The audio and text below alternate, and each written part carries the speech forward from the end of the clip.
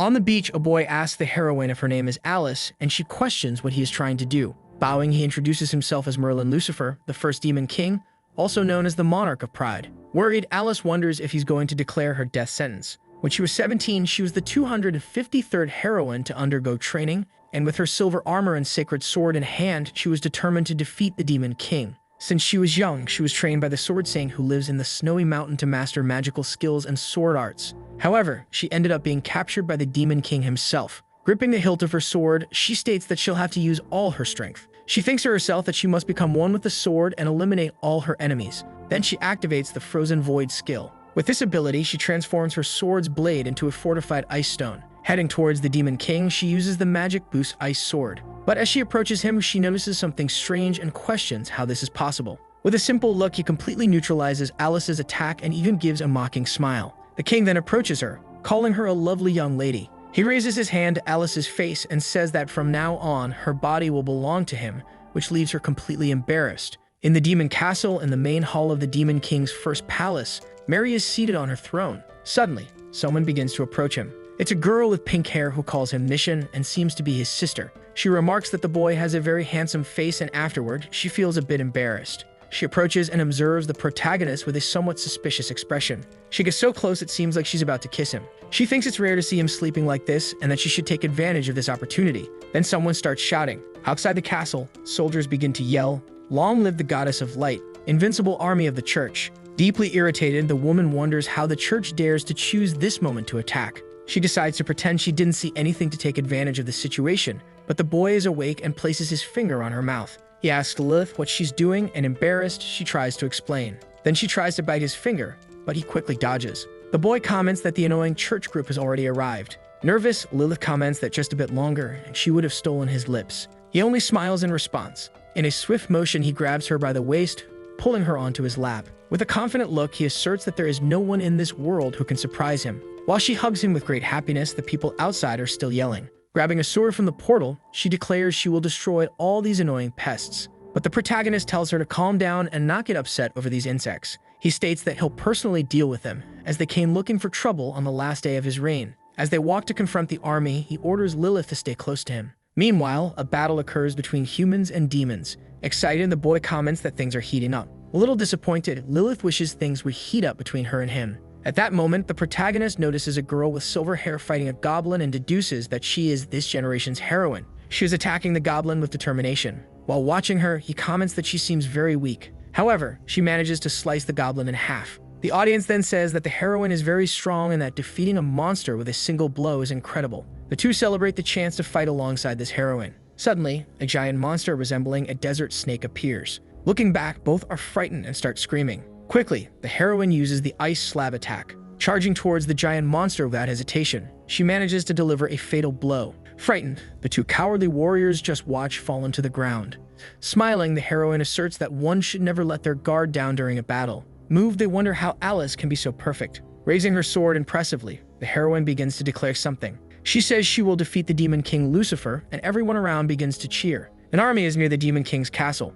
Annoyed, the man comments that the useless ones in the vanguard are hindering the heroine. One of his subordinates asks him to calm down and says that the peasants are useless while the church's elite squad is still fighting. Fearing they might be sacrificed, he states that the church's army only needs to secure victory once everyone is dead. At that moment, the subordinate expresses concern over whether the heroine can actually defeat the demon king. Laughing, the bearded man tells them not to worry because everything will be fine. Even if the heroine is killed by Lucifer, after all, his secret weapon is still hidden in the skies. Looking back, the heroine notices something strange happening. She sees that the vanguard squad is surrounded by monsters. At that moment, she starts to feel nervous and prepares to act. But as she looks up, she sees something approaching. Excited, the bishop declares that this is the secret weapon the church has been seeking for 100 years, possessing unimaginable power. He explains that with the wisdom of countless men, the greatest, most beautiful, and most fearsome weapon was created across the continent. A sight so imposing that the warriors stop fighting just to observe. Stammering, the heroine wonders what kind of horrible monster she is witnessing. The man then states that this is the maiden of battle, and that everyone must experience with their bodies the power of the church's greatest masterpiece. At that moment, the creature begins to open its mouth as if to form an attack. It fires a kind of ray towards the people, and the heroine questions if it has gone mad, saying the vanguard squad will die from such an attack. Being very far away, she thinks she won't be able to reach in time. The Demon King then comments that it is something ugly. Many humans fighting against the monsters end up closing their eyes due to the immense amount of light. The energy blast is so powerful that it causes a huge explosion. The bishop tells Lucifer to behold the power of the church, and in the name of the goddess of light, he condemns them to death. After the dust settles, the heroine is still barely able to stand. Looking forward, she notices the presence of a boy and a demon woman, surprising her. The men and monsters who were fighting are lying on the ground at that very moment. One of them, particularly shocked, gets up, questioning if he is still alive. Bursting with confidence, Merlin explains that he is not dead and states that only he can decide who lives and who dies. Nervous, the heroine begins to understand who this man in front of her is. He is the Demon King Lucifer Aya, who orders the weak to bow. Angry, the bishop claims it is impossible and questions how an attack more powerful than a sacred weapon was blocked. His subordinates comment that there's no way to defeat him. They ask if they should retreat and say Lucifer Aya is more powerful than they imagined. Deeply irritated, the bishop orders them not to be afraid. He explains that this weapon is the most powerful on the entire continent and that even if he managed to block the laser cannon, he won't withstand a direct attack. Then he commands the Maiden of Battle to crush Lucifer with her body. Mocking, the boy remarks that the bishop is weak, but since he tried so hard to explain all this, he at least acknowledges the effort. At that moment, he waits for the Maiden of Battle to approach and states that it's time to use his sword. Swiftly, he draws his sword and delivers a deadly strike against the Maiden of Battle, slicing her in half. Seeing this scene, Lilith becomes even more infatuated, while Alice watches in disbelief and fear. After defeating this gigantic monster with a single blow, the boy starts to smile and mock the situation. Even the other monsters can't believe what they're seeing. The bishop then starts to become completely unhinged. This giant whale-like creature was sliced in half and shredded in seconds. To complete his performance with a flourish, the boy sheathes his sword. Excited, Lilith calls Merlin handsome. Completely shocked and stammering, Alice can't believe what just happened. The church guards are also in disbelief. Exuding confidence, Merlin says that now he sees the losers and calls them the cowards of the church, saying he has nothing to do with it. He declares that, as the current Demon King, he will grant them all a glorious death. Terrified, the bishop calls for the heroine, telling her she needs to save herself and that if she does nothing, everyone will die. Nervously, the heroine realizes that they are right and that, as the heroine, it is her duty to defeat the Demon King. At that moment, she grips her sword and tightens her hold. Charging forward, she challenges the Demon King to a duel. The girl approaches to try and attack from behind the Demon King. At that moment, Lucifer opens his eyes and emits a great amount of energy, causing her to retreat. Bending his knees, he begins to draw his sword. He pulls the sword from its sheath and delivers a massive strike in another direction. Surprised, Alice realizes he is ignoring her. The impact of the attack is so strong that it throws the heroine backward while defeating all other monsters in front of him. With this single sword strike, he creates a massive explosion. We see only the bishop's hat flying through the air, indicating he is likely dead. After this immense display of power, the hero glances to the side and notices Alice lying on the ground. And so this is how the last battle of the Demon King Merlin ends, beginning his story as an unemployed hero. This is Merlin Lucifer, summoned from another world by the altar. Having been born with an immense amount of power, he quickly became the third Demon King by taking over the first palace, earning the title of Monarch of Pride. However, something else happened. In truth, Merlin was born with a curse, a letter, a hypertrophic apathy that, besides extending his lifespan, also makes him suffer heart pain every moment of his life. However, for every problem, there is a solution, and for Merlin, it is Eternum, a demonic sword he possesses. Whenever he uses the sword to kill powerful enemies, the sword extends his lifespan, and thanks to this, he can temporarily alleviate the effects of the curse. Therefore, the stronger the enemy, the greater the effects of the sword, leading Merlin to believe he will one day find the world's strongest person. Returning to the present, he defeats that giant whale-like creature. Thus, on his last day as Demon King, he believes he will manage to break the curse once he defeats the planet's strongest person. After defeating the monster, he says it's finally over and that his services are no longer needed in the Demon Castle. He states it's time to embark on an adventure. After this grand battle, it's time for farewells and his sister calls him. Smiling, the boy asks Lilith why she is sad. Placing his hand on her face, he tells her it's his last day as king, and once he leaves, she'll have to take care of herself. Hearing this, the girl starts to worry. Trembling, she seems to be struggling to say something. While crying, she says he must not go and leave her behind, and that he has always been by her side since she was born. Caressing her head, the protagonist tells Lilith that she surely loves being spoiled, but now she's a grown-up. At that moment, he places his hand over his chest, warning her that if he stays here, sooner or later, his heart's curse will end up killing him. He asks if she wants her brother to die. Hugging him, she says she doesn't want him to die, but she also doesn't want to be left alone. Then she begins to suggest something. She says that if the curse attacks him again, he could use her life to extend his own lifespan. Hearing this, the boy's eyes widen. With a strong flick to her forehead, he calls her an idiot. He says he would never do that to her. Desperate, she says she doesn't care and that she doesn't want him to die. She explains that she wouldn't mind taking care of him even if he became a useless NEET. Nervously, he starts thinking about this term, useless NEET. Smiling, he tells Lilith that he loves her and that he must go now, for otherwise, he'll never break the curse. Then he swears that the moment he succeeds, he will return to stay by her side and never leave her again. He tells her to trust him, that when that day comes, not even death will separate them. With this declaration of love, the girl tells her brother that she loves him too. She says that after hearing this, she can no longer continue acting like a spoiled girl. Before leaving, she wants to give him some advice. At this, the boy becomes extremely confused. His sister then says there are many clever women in this world and Merlin should be careful not to fall for their charms. With a mischievous smile, he replies that it doesn't matter who they are. He'll kill them all, pulling out each strand of their hair and skinning them alive. Hearing this, he wonders if his sister is actually a Yandir. A bit nervous, he bids her farewell, saying it's getting late and he's leaving. He continues walking until he reaches Alice. He observes her and realizes she seems to be sleeping. Merlin is surprised as after being knocked out, this woman ended up falling asleep. Undecided, he picks her up and says he doesn't mind. In the background, his sister watches the scene in astonishment. With a menacing aura, she asks why he is taking this woman. Explaining, he states that there is a misunderstanding and that, to him, this woman will only be a slave.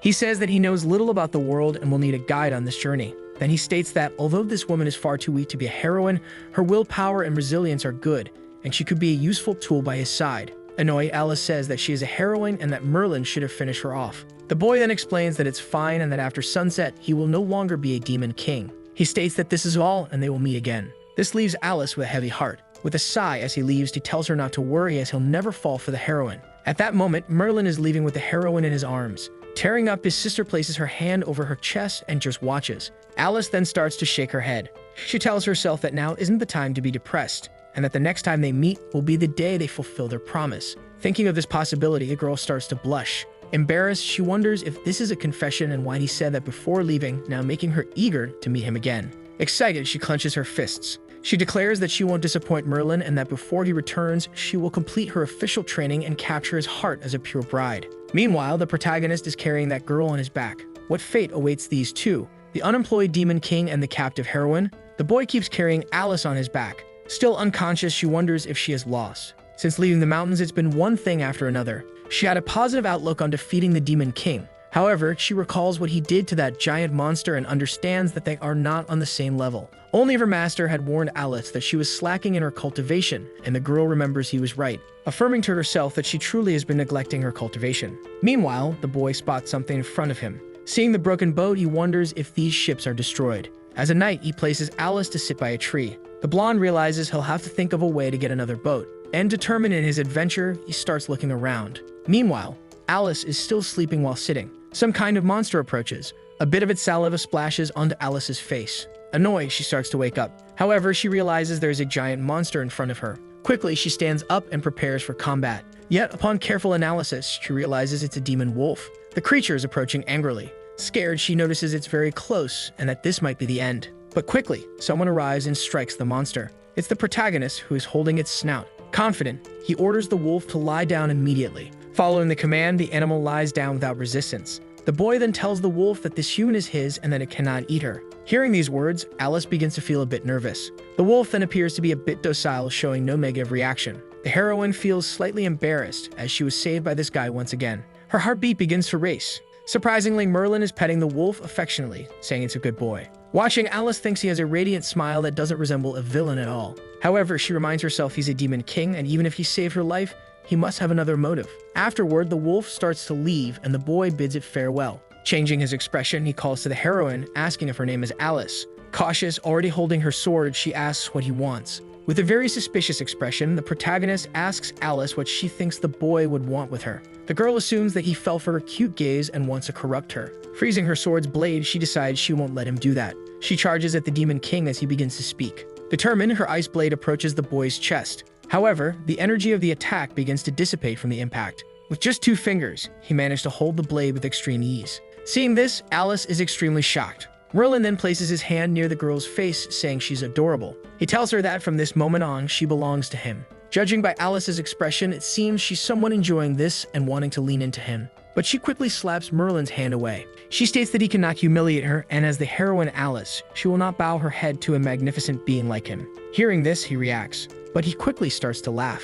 telling Alice that apparently she misunderstood something as he never asked for a negotiation. With a questionable expression, he states it's time to face reality and that he is her captor. He then approaches her, cornering her against the trunk of a tree. Calling her cute, he warns that she is his prisoner and she must understand that well. He claims that in reality, he is a very kind person. Hearing this, she becomes extremely embarrassed. Stammering, she asks if he wants her to submit to him and questions what he wants her to do. Smiling, he says he'll give her a preview. With a devilish smile, he warns that right now he's going to take her body and do many irrational and inhuman things. Hearing this, the girl is in complete shock. She explains that she's heard that some demons are capable of impregnating human women and using their bodies to create their demonic offspring. Alice then comments that she hasn't even had a proper encounter yet and wonders if she's now going to become the breeding sow for the Demon King. Merlin takes her hand, saying that now she must come with him. Slapping his hand away, the heroine tells him not to touch her and calls him a demon king obsessed with carnal relations. Annoyed, the blonde says she is very disobedient. Picking her up in his arms, he says she shouldn't blame him for being a bit rough.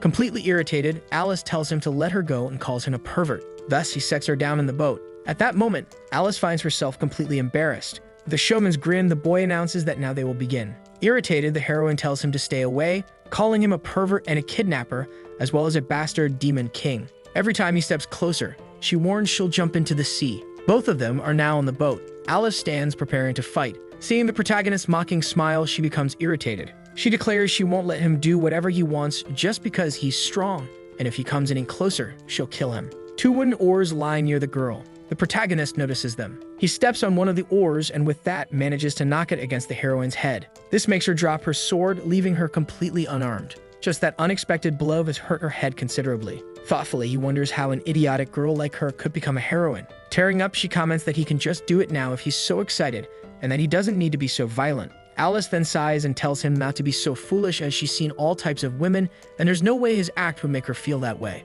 Embarrassed, she remarks that this is normal for a girl her age. Then he comments that if she plans on enhancing her chest, she should at least choose something soft. Laughing, she declares that this is her Demetriou armor. Laughing uncontrollably, he realizes it's armor with padding and he bets the ancient heroes would roll in their graves if they heard this. Annoyed, Alice questions why he kidnapped her, as this wasn't his intention. Raising a finger, he begins to explain, asking if she saw those oars. Dispassionately, he explains that they're going to sail across the Orkney Strait. In shock, she questions if they're crossing the seas to enter Britain's territory. She states that he must be stupid and asserts that it's impossible. She says that when the church's server sails near Bristol, they'll need 70 men rowing with the help of a magical element, and it will take an entire day. She also mentions that there are countless sea creatures hiding in the strait, and that in the ocean, they're practically invincible beings. Moreover, she states it's impossible to row in shifts, and if they encounter these sea creatures, they'll end up as shark bait. In response, the boy simply laughs. Merlin addresses the young heroine, saying she seems to have misunderstood something and asks when he said they would row in shifts.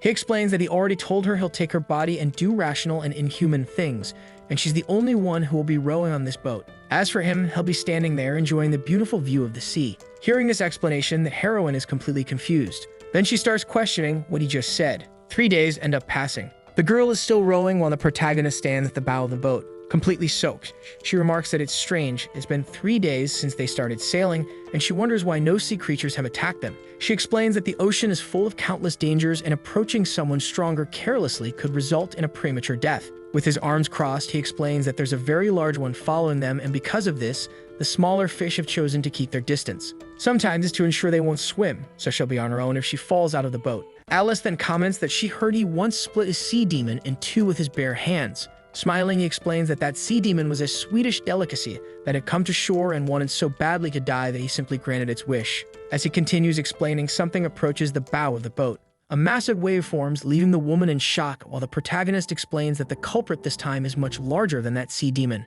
This sea monster is exceptionally large. Seeing this, Merlin prepares to save her. Quickly, he strikes the tip of the boat, causing it to flip and fall perfectly into the water. The heroine lands on her rear in the boat and the protagonist just places her back to safety. Both observe the giant monster before them, exuding immense power. In shock, she realizes it's an enormous plesiosaur, the same one that sank the British frontier and killed all the holy class mages, a truly invincible creature. Frightened, she calls to Lucifer, asking what they will do now. At that, the girl falls silent and continues watching. This monster seems to be some kind of giant electric eel. The heroine has no answer, left completely speechless. With her hands on her head, she mutters that they're doomed, and even Lucifer seems a bit alarmed. Breaking the silence, the boy begins to talk about the plesiosaur. Pointing at the monster, he comments that it's still really ugly, which surprises the monster itself. Laughing, he says that for such a wide neck, its head is very small and definitely empty inside. Alice wonders why he still has the humor to say nonsense at a time like this. After hearing these insults, the monster becomes completely enraged, his aura shifting. With his tail, it prepares to strike the two. It then smashes into the ocean with immense force. The impact is so powerful that it starts creating multiple waves around the boat. Worried, the heroine asks how they'll fight something that rivals the power of nature. Profoundly angry, the monster continues to roar, exuding its power. The boat, still struggling, remains upright. Holding his sword, Merlin prepares to attack. He says that since the monster sees him as prey, he can't be blamed for it. The two of them face the giant monster, and while Merlin is totally confident, the girl is utterly terrified. With that, this giant eel-like creature charges at them. The hero begins to unsheath his sword. Then he makes a simple slash in the air. This small attack starts to lift the waves. Seeing this, the heroine is utterly shocked. The monster itself seems to realize something is coming. The attack begins to reverberate through the waves. The boy then swings his sword. Striking a heroic pose, he sheathes it back. Approaching the girl, he says it was very easy. She just watches in complete disbelief. To snap her out of her trance, the boy starts pinching her cheek. He tells her to stop staring into space and start rowing because it's time for them to go. Pointing upwards, she alerts him that the monster has not yet perished. This giant monster continues to roar and rage. Suddenly, several cuts begin to appear all over its body. In just a few seconds, it's completely sliced apart while the protagonist asks if there's anything else she'd like to say. He adds that perhaps the blood will attract sharks with their keen sense of smell, and if she wants to linger, she'll indeed become shark bait. Following the protagonist's orders, she starts rowing. Observing him, she realizes that this guy isn't just strong on land, he's incredibly powerful, even on the ocean. She tells herself that if he reaches human lands, there will be severe consequences. Stammering, she calls him Lucifer, asking why he left the demon palace. He then explains that she shouldn't call him that way since he's no longer the Demon King. He then asks her to call him by his name. Smiling, he says he should be called Captain Merlin. Hearing this, she has no reaction whatsoever. Seeing her lack of enthusiasm, the boy also becomes a bit disheartened. Laughing, he asks if she has a sense of humor, explaining that he was invincible within the demon tribe, so he got bored and left the demon palace just to cause trouble elsewhere. He thinks it's better not to let her know that in reality he was fired by the demon council. She asks if he's of holy class. He replies that he has no idea as his strength can't be measured by other standards. At this, Alice comments that he must have pushed his limits to attain this level of strength and wonders if the saying is true. Genius is just 1% talent and 99% hard work. After hearing this, the boy just sighs. Laughing, he questions if she truly believes that. He explains that the person who invented that was trying to make average and ungifted people, like her, spend their lives working hard for nothing. He continues saying that talent is enough and one should just keep their feet on the ground instead of wasting hard work on meaningless things. At this point, the heroine then asks when she might be able to surpass him. The protagonist draws his sword, saying that within the demon tribe, he's the only one who can wield this magic sword, which is why he inherited the first palace. He explains that this is a kind of natural gift, a skill that can't be surpassed by mere hard work. After his explanation, she falls silent. Then she asks how he became so strong and if he can tell her. He just stares with a blank expression but then starts to tell her. He explains that he was born in the fortress and thought he wouldn't need to do anything for the rest of his life. However, his mother was the second monarch of Pride, also known as Lucifer too. During the church's 197th campaign, his mother was killed in battle. Thus, he and his sister had only each other to rely on to survive. But he was weak, and living in demon lands meant he would have to live by the law of the jungle. From then on, he swore he would become stronger than anyone else to protect his sister from everything. He killed the ancient giant demon in the snowy mountains and also battled the bullhead sorcerer in the forest. Merlin even fought to the death with the infernal demon in the lava. He reveals that he trained his sword skills beyond the limits, swinging it every day until the blade began to rust, bringing him to the brink of death many times. But in the end, he managed to kill the demon oppressing him and his sister with his own hands and then became the new Demon King. It was then he realized he had become invincible. Returning to the present, he says that's why, and that this is his past, the chronicles of a prince seeking revenge. Interested, she remarks that he indeed worked hard to gain such strength. Dismissing that notion, he comments that he only dreams of living as someone who does nothing, questioning why he would work hard, claiming he was born strong. Irritated, she asks why he told such a tragic story then, questioning if he was just messing with her. Smiling, he says he didn't lie, he did have a tragic past. But after all that, he had so much power he didn't know how to use it, essentially becoming useless. However, he ended up relying on his power and became the most powerful person in the world. Alice still doesn't understand any of what's happening. Merlin mentions that it's quite filthy and that, anyway, she will understand what he's saying and now should get back to rowing, calling her a flat-chested, useless heroine. Looking at the boat, he comments that it was indeed the best choice to leave the palace since the curse on his heart has eased, and in this way he can continue like this for a while.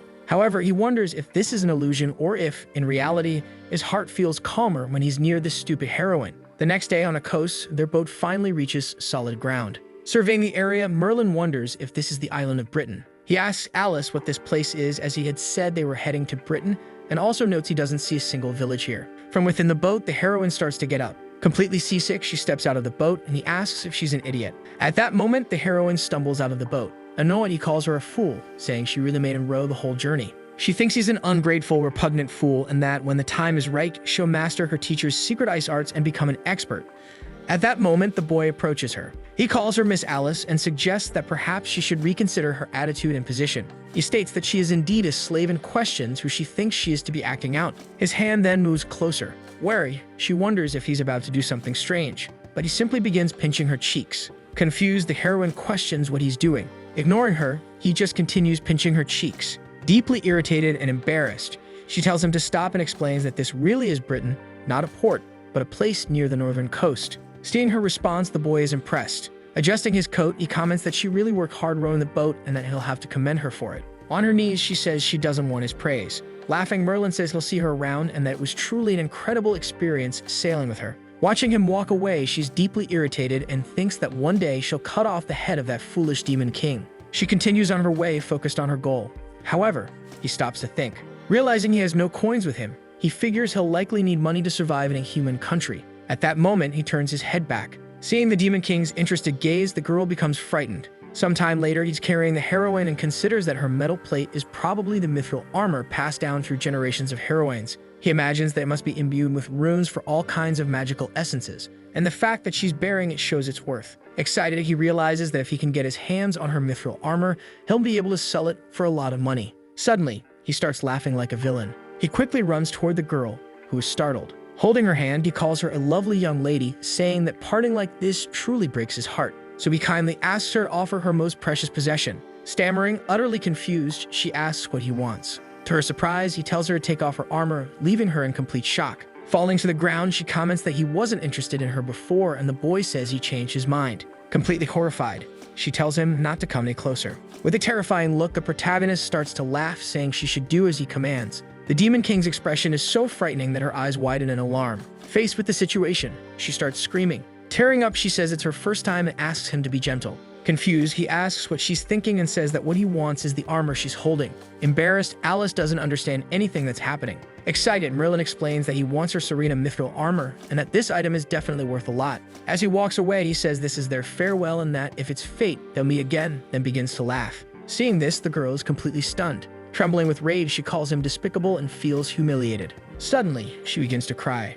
She shouts to the heavens that she never wants to see him again. On her knees, the heroine is overcome with tears. Meanwhile, Lilith is making some kind of potion in a cauldron while reading a recipe book. She's humming as she looks out over the forest, saying that she hopes to meet interesting people from now on. A year passes, now in the outskirts of Wales and Britain. A man is walking while holding his weapon. One of them remarks that the people of this country must be getting smarter and asks the senior member if they're really going to be able to rob someone by waiting in this spot. But the red-haired one tells him to be patient. Looking to the side, the man notices someone approaching. Observing the stranger, he comments that he's really dressed in rags and looks like he hasn't eaten in days. Looking at the paper in his hand, the redhead starts to realize who this guy is. Suddenly, he starts laughing, confusing his companion. Throwing the paper away, he says appearances can be deceiving and that some people may look weak, but are actually worth a lot of money. Walking while holding a cane, the protagonist is exhausted and says he's starving. Looking up, he sees a piece of paper. With a strong gust of wind, the paper ends up slapping him in the face. It's his wanted poster labeled Scottish Gigolo, the bounty of 5,000. Looking at his poster, he mutters that it's a pain to be labeled a criminal character just for a few dinners and pranks. Placing his hand on his face, he realizes he can't do much since he spent all his money, and he estimates there's no place around here with easy, well-paying work. At that moment, someone approaches, calling him a brat and telling him to stay put. The two men declare that this road belongs to them and that this isn't a surprise. Not understanding what's happening, the girl just stays silent. They announce that his life and money now belong to them, but Merlin ignores them entirely. Annoyed, the blonde calls to the brat, asking if he didn't hear what they just said. Looking back unconcerned, the blonde asks if they were talking to him. The old man then declares that they're bandits and the boy must hand over all his belongings. Drawing his dagger, he claims the most valuable thing he has is his life, given that he's a wanted man with a 5,000 gold coin bounty. Licking the blade, he calls him a brat and advises him not to resist, saying the dagger is coated with lethal poison. Sighing, the protagonist asks if the two idiots really want to rob him. Placing his hand on the hilt of his sword, he warns them. With a maniacal grin, he states that if he draws his sword, the two of them will lose their lives. Cracking his knuckles, the younger bandit remarks that it looks like they'll have to show their true skills. Excited, his partner tosses an apple into the air. Quickly, the man starts making cuts with his dagger. Amazingly, he manages to peel the apple in midair with just the dagger perfectly. The sidekick then boasts that his senpai's skill with the dagger is unmatched and that he can loot 20 times in just a second. Looking up, the blonde just watches this display. Starving, he starts drooling, saying he wants the apple. Deeply irritated, the man asks how he dares ignore the demands of an arrogant human. At that moment, he lunges at the protagonist, who just glances aside, watching the blade approach. Annoyed, he decides to unsheath his sword. Smiling, the thief thinks he's struck his target. However, he starts sweating nervously, realizing something's off. At that moment, the apple falls perfectly into the protagonist's hand. He begins eating it while his opponent falls to the ground in the background. Stammering, his companion asks how this is possible. Terrified, he runs away, yelling for him not to kill him. Sighing, Merlin states that opponents like this are incredibly boring. The bandit was completely defeated. Looking down, the boy notices something strange. It's the body of a goblin. Surprised, he realizes a goblin was disguised as a human bandit and wonders if he was hiding from the Empire's army. Walking away, he mutters that it's none of his business anyway and he should focus on finding some food. Meanwhile, in a cave, a goblin emerges holding a spear. He points his weapon at a man, demanding to know his business, and the man tells him not to attack. Introducing himself as Haas the Bandit, he requests an audience with His Majesty.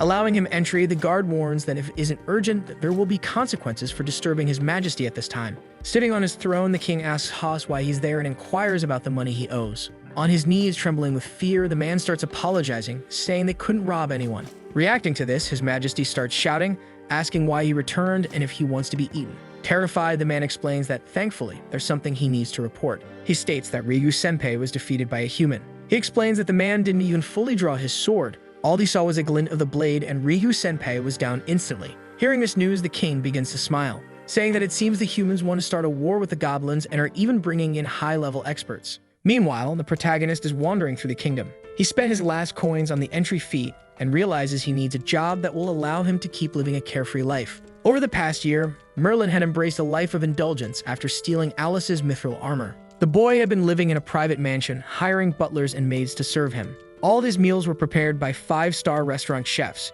He also frequented horse races, betting extravagantly despite never winning a single time. When he returned to his current state, he realized he had already spent all the money from selling the mithril armor, even accumulating a huge loan in the process. But, accustomed to a life of luxury, he continued to visit 5-star restaurants even though he was completely broke. A man posts the wanted notice on the board. He remarks that this bastard has really caused chaos throughout Scotland. In the end, the protagonist became a fugitive. No longer able to live in Scotland, he began a life on the run from his debt collectors. Now the former demon king of the first palace had become a street performer. After asking for money, people started questioning if he was a street artist and what was going on. Excited, Merlin announced it was time to show off some of his true skills. At that moment, he performed a sidestep repetition move. Impressed, people exclaimed how amazing it was and wondered if he was a martial artist because of his incredible speed. With his hand over his face, he said that was just the beginning and advised them to pay attention to what was coming next. Then he began tapping his feet multiple times. Demonstrating his magical prowess, he told them to observe his step clones.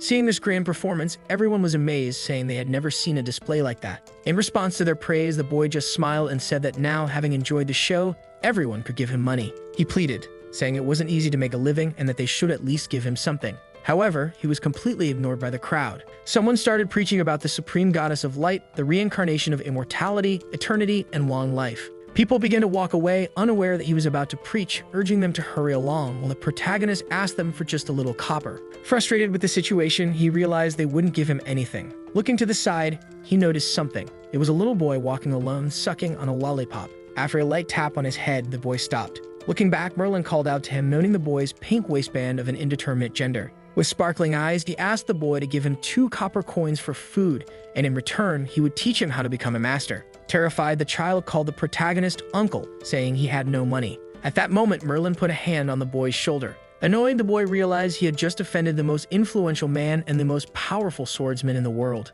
Hearing this, the child was completely shocked. Merlin asked the boy his name, and he replied that he was called Henry. At that point, Merlin merely showed him his sword. Merlin told the boy to listen carefully, as he had offended the master, and though he would be merciful, forgiveness must be bought with money, priced at 2 copper coins. Crying, the child said he hadn't brought any money with him. Crossing his arms, Merlin remarked that the boy looked wealthy and asked how he could have no money. He also added that he would teach him the art of swordsmanship if he just handed over 2 copper coins. This offer piqued the child's interest, and he eagerly asked if Merlin was talking about the art of the invincible sword. Curious, the boy asked what kind of swordsmanship it was, and Merlin responded that it was absolutely devastatingly invincible. Smiling, he said it was called the quick strike. Scoffing, the child remarked that this technique was typical of eager apprentices expecting something impressive but finding it a total waste. At this comment, the Demon King felt utterly insulted. He explained that his quick strike was different and super powerful, but the child argued that a low-level quick strike would be ineffective in technical zones. Suddenly, the boy reached into his pocket. Handing something to Merlin, he said it was a small reward for his hard work. Opening his hand, the protagonist was completely disheartened to find only 2 candies as his reward. The child then told Merlin that he was still a child and should stop deceiving people and find a real job. Deeply frustrated and clenching his fists, the blonde declared that even if the child begged on his knees, he wouldn't teach him anything else. As the child walked away, he told Merlin to stop being so persistent because it was annoying. Mumbling that the brat was trash, he said that as the Demon King, he could slice anything at any moment. Sucking on his lollipop, Merlin thought he might need to find another way to earn money. Suddenly, someone in the crowd began proclaiming that only those with faith in the goddess of light would receive her protection. Looking back, Merlin saw a man who mentioned that a year ago the church had sent an army of 100,000 on an expedition to kill the Demon King. However, with just one attack, all were slaughtered. One of the girls mentions that the Demon King is a pervert, having heard that a year ago the heroine supposedly died after being corrupted by him. Surprised, the boy wonders what nonsense they're talking about and thinks that idiot might have been confused as he's not interested in flat boards. Meanwhile, the preacher says that Lucio is very powerful, also known as the strongest among the 7 demon kings. He warns that the demon species is highly invasive and Lucio II is violent and cruel, capable of invading territories and massacring everyone at any time. Especially since the sentient demon has never led an army to attack Britain, he explains this is yet another one of those demon threat theories. Raising his book, the old man says this is why everyone needs a Bible to strengthen their faith in the goddess of light, who rescues people from Lucifer's hands. He then shows several books, saying this edition of the Bible is unlimited and usually costs 10 gold coins, but now it's only 1. Suddenly, the crowd starts buying these Bibles, and the old man says anyone who doesn't buy the book isn't human. Clenching his fists in anger, Merlin mutters that these hypocrites are good at robbing citizens of their hard-earned money. Trembling with rage, he declares that what's even more unforgivable is that they don't give him any benefit after using his name like this. Sometime later, Merlin is speaking with a woman, saying that if her establishment needs someone to serve drinks, he's the best choice. In this case, he's job hunting. Extremely flustered, the woman wonders what she should do. Taking her hand with a charming smile, the boy tells her to consider hiring him. At that moment, she closes her eyes. Stammering, she says he's hired, and the blonde thanks her. Smiling, he notes that he didn't think a married woman like her would be so shy. Raising a finger, she says there's one last question, asking Merlin if he's a traveler from outside the village. The boy promptly answers yes. She explains that due to that, he can work there for a maximum of 2 months, after which he'll need to keep traveling. Nervous, he recalls that his heart's curse hasn't been lifted yet, so he needs to continue searching for strong beings to extend his life. Suddenly, the woman's demeanor changes as she adjusts her glasses. She begins doing calculations. Quickly, with her other hand, she grabs a pen. Watching her, the boy is impressed, noting she's experienced and very fast, doing 2 things at once. A few seconds later, the woman announces that with timeless function, he'll earn 1 gold coin per month with lodging and meals included. Additionally, he'll receive a 20% commission on each alcoholic drink he sells. After hearing this, the boy is stunned, as 1 gold coin is a lot. She then explains that in the afternoon, her pub opens exclusively for women, and that his job will be to sell drinks to them, which isn't an easy task. She concludes by saying she hopes he adopts some special measures to do this. Curious, he asks what she means by special measures. Embarrassed, she explains that he'll need to use sweet words or give relationship advice and may even go further with more intimate relations if necessary. Hearing this explanation, Merlin is completely shocked, as he didn't expect this. At this moment, the former Demon King realizes that he's fallen so low in this world that he has no other choice but to sell drinks with his body. It's essentially throwing away his strength and dignity as the monarch of pride. Reluctantly, he begins to respond. Smiling as answer, the woman adjusts her glasses. She explains that if his sales go well, she'll give him a bonus at the end of the month. Excited, he embraces the misfortune of the poor. The proud Demon King chose profit after all. Waving his hand, he says he looks forward to working with her and calls her boss. Thus, the boy began his career as a gigolo in the pub, realizing that since no one knows him, his dark past won't spread. But he wonders if this will really be the case. The next day, someone arrives in a carriage. It's Alice, reading something. She sees the protagonist's wanted poster labeled Scottish Gigolo with a 5,000 bounty. However, she doesn't recognize who it is as the poster is dirty with soil and has his face partially torn. A year ago, Alice's mithril armor, passed down through generations, was stolen, leading her to take out a substantial loan. To repay it, her only option was to register as an adventurer. Due to her identity as a heroine, she was directly promoted to gold class, and to pay off her loans, she took on countless missions over the past year. Despite the heavy debt, she had read about Merlin's extravagant lifestyle. And while repaying her loan, she also managed to secure a place to stay and occasionally buy herself a dress or two. Returning to the present, she sees the wanted poster for a reward of 5,000 gold coins and wonders if this scam artist is really worth that much.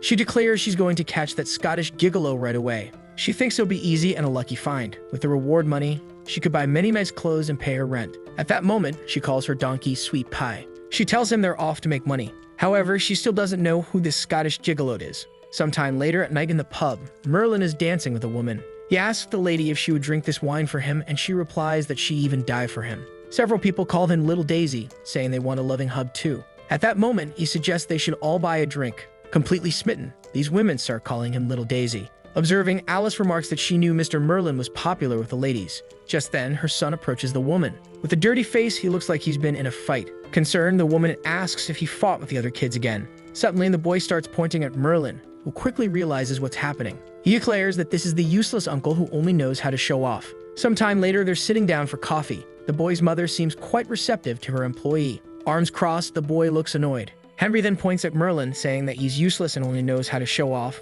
questioning why she let him work and dress like this in the pub. Apologetically, the mother explains that Henry must have caused trouble for the man. Smiling, Merlin replies that he loves children and bears no grudges, but in his mind he wonders what kind of brat would cause so much trouble if provoked. Annoyed, Henry says he didn't cause any trouble for anyone. Pointing at the blonde, he tells his mother that she really should stop associating with shady people like this guy. He warns her that because of this, that useless uncle went around bad-mouthing her, and now even the kids say she's a bad woman too. Disheartened, the woman asks Henry if he could stop doing this in front of Merlin. The protagonist understands that she's a young and beautiful single mother who suffers from bad rumors. Looking to the side, he deduces that Henry's dirty clothes are likely from fighting with kids who insulted his mother. Sighing, Merlin prepares to say something. He addresses Henry, telling him that if he wants to protect someone, he needs to get stronger. He explains that without any strength, he won't be able to silence others, and that if Henry truly wants to protect his mother, he should get stronger to shut others up. Pointing at Merlin, Henry retorts that Uncle Merlin is just a useless gigolo who relies on women and questions who he thinks he is to give advice.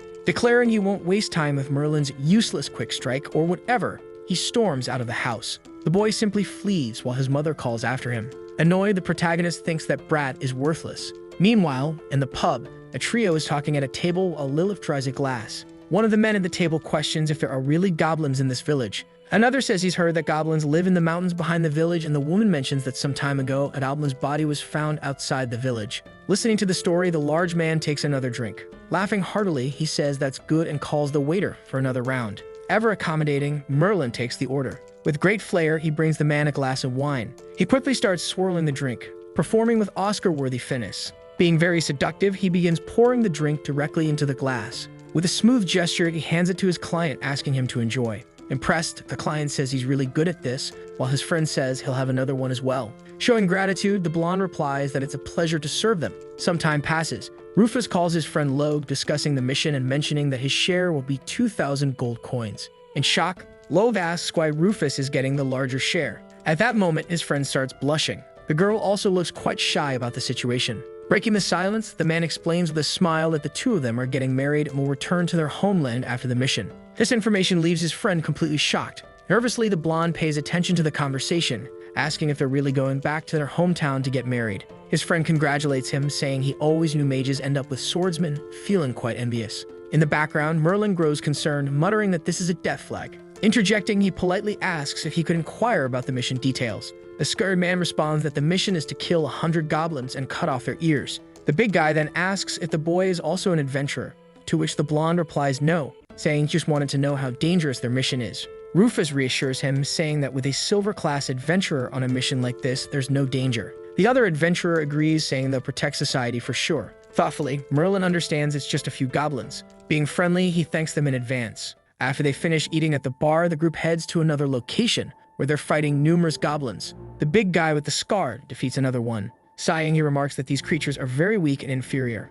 The groom then says there are only 37 more to go, reminding them to stay alert until it's over. Suddenly, a monster dragging its weapon along the ground appears. Looking to the side, excited, one of the adventurers says it's just a few more goblins. At that moment, the goblin prepares to pounce. The axe-wielding adventurer has his back turned. He says there's no need to be so serious, but when he looks up, he realizes it's a gigantic goblin. In just an instant, the giant monster crushes the adventurer. Witnessing this horrifying scene, one of his companions calls out for him. Cursing the goblin as a bastard, he demands to know how it dared to do that to his friend. Suddenly, an older goblin appears, smiling. He's sitting on the giant goblin's shoulder and welcomes the Goblin King, declaring that the adventurers are inferior beings. Seeing the two of them, the couple is completely terrified. The old goblin announces that he's the Prime Minister, the highest class goblin mage. In shock, the groom realizes he's high class and wonders why such a goblin is here. Sobbing with fear, his fiancée says they're going to die. Casting a fire spell, the goblin warns that the woman will serve his majesty. Launching this spell toward the groom, he says he'll be killed by them without a doubt. The groom tells the blonde to cover him as they fight their way out.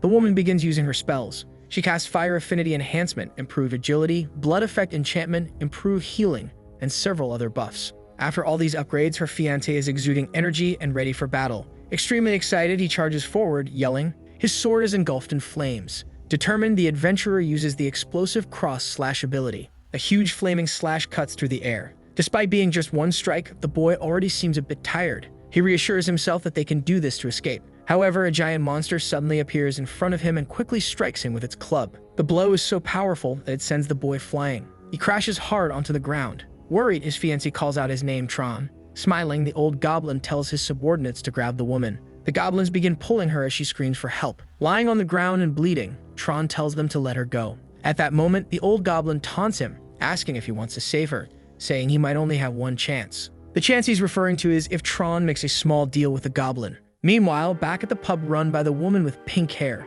the heroine Alice stands in front of the establishment, wondering if this is the best inn in town. She begins peeking inside. Several women are tittying up, saying that little Daisy won't show up if the stage isn't ready. Impressed, Alice remarks that this place is truly lively. Suddenly, a woman with pink hair approaches her, asking if it's Alice's first time here and noting that, judging by her outfit, she's likely from out of town. Alice responds that she's an adventurer and asks if there's a room available for the night, as she'd like to stay. The friendly attendant responds affirmatively and kindly invites her to follow. The two head up the stairs to Alice's future room, room 206. The pink-haired innkeeper tells her this will be the adventurer's room. She mentions that if Alice wants some entertainment, the best dancer will be performing tonight. The show is free and she's welcome to join them downstairs. Blushing, Alice remarks that it sounds fun and says she might check it out if interested, as it's supposed to be an exotic dance. Changing the subject, the adventurer pulls out a wanted poster and asks the innkeeper if she recognizes the person on it. The pink-haired woman observes it, commenting that since the face is covered, she can't be sure.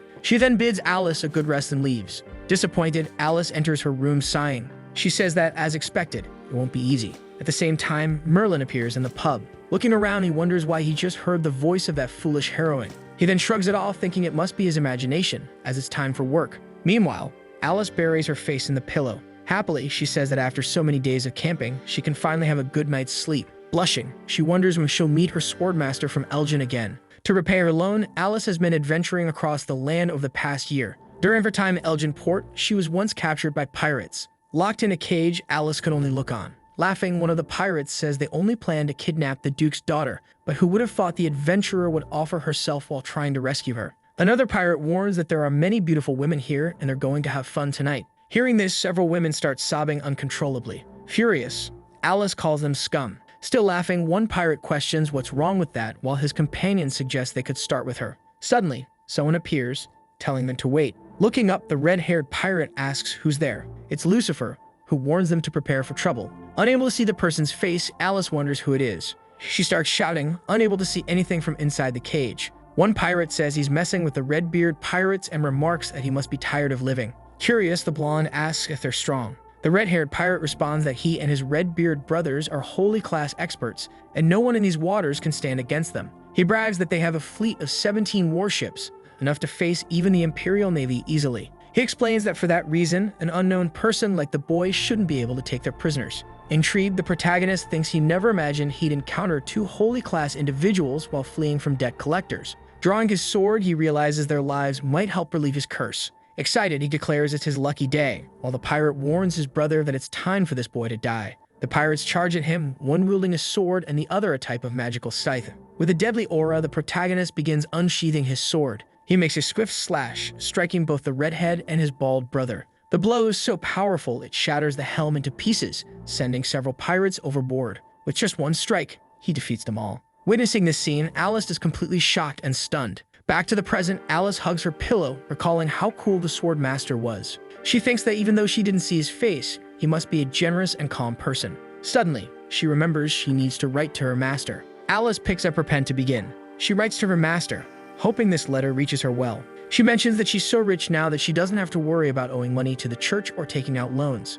She also writes that she even found a connection with the legendary swordmaster who, unlike her, has always been high-ranking and has a bright future ahead. She concludes by saying her master shouldn't worry about her and should take care of herself. She promises to visit once she reaches the peak of her life. After finishing this lovely and somewhat untruthful letter, she smiles. Some time passes. Alice sits in a chair saying she prays to God every day. She gently asks that she never crosses paths with that bastard Merlin for the rest of her life. She calls him a pervert with a filthy mind and asks that he be punished, made so miserable he has no choice but to become a gigolo, losing everything for the rest of his life. Meanwhile, Merlin is performing and suddenly sneezes. He notices that every day around this time he sneezes and wonders if someone's been cursing him this whole time. Downstairs, several women call out for little Daisy. In the background, Alice sips her drink, wondering who this little Daisy is, noting that she can hear the women yelling from upstairs. Suddenly, a glass is placed next to her. It's Henry, who mutters that these women are all wet again. Smiling, the heroine corrects him, saying that's a strong word and he should notice how nicely dressed they are.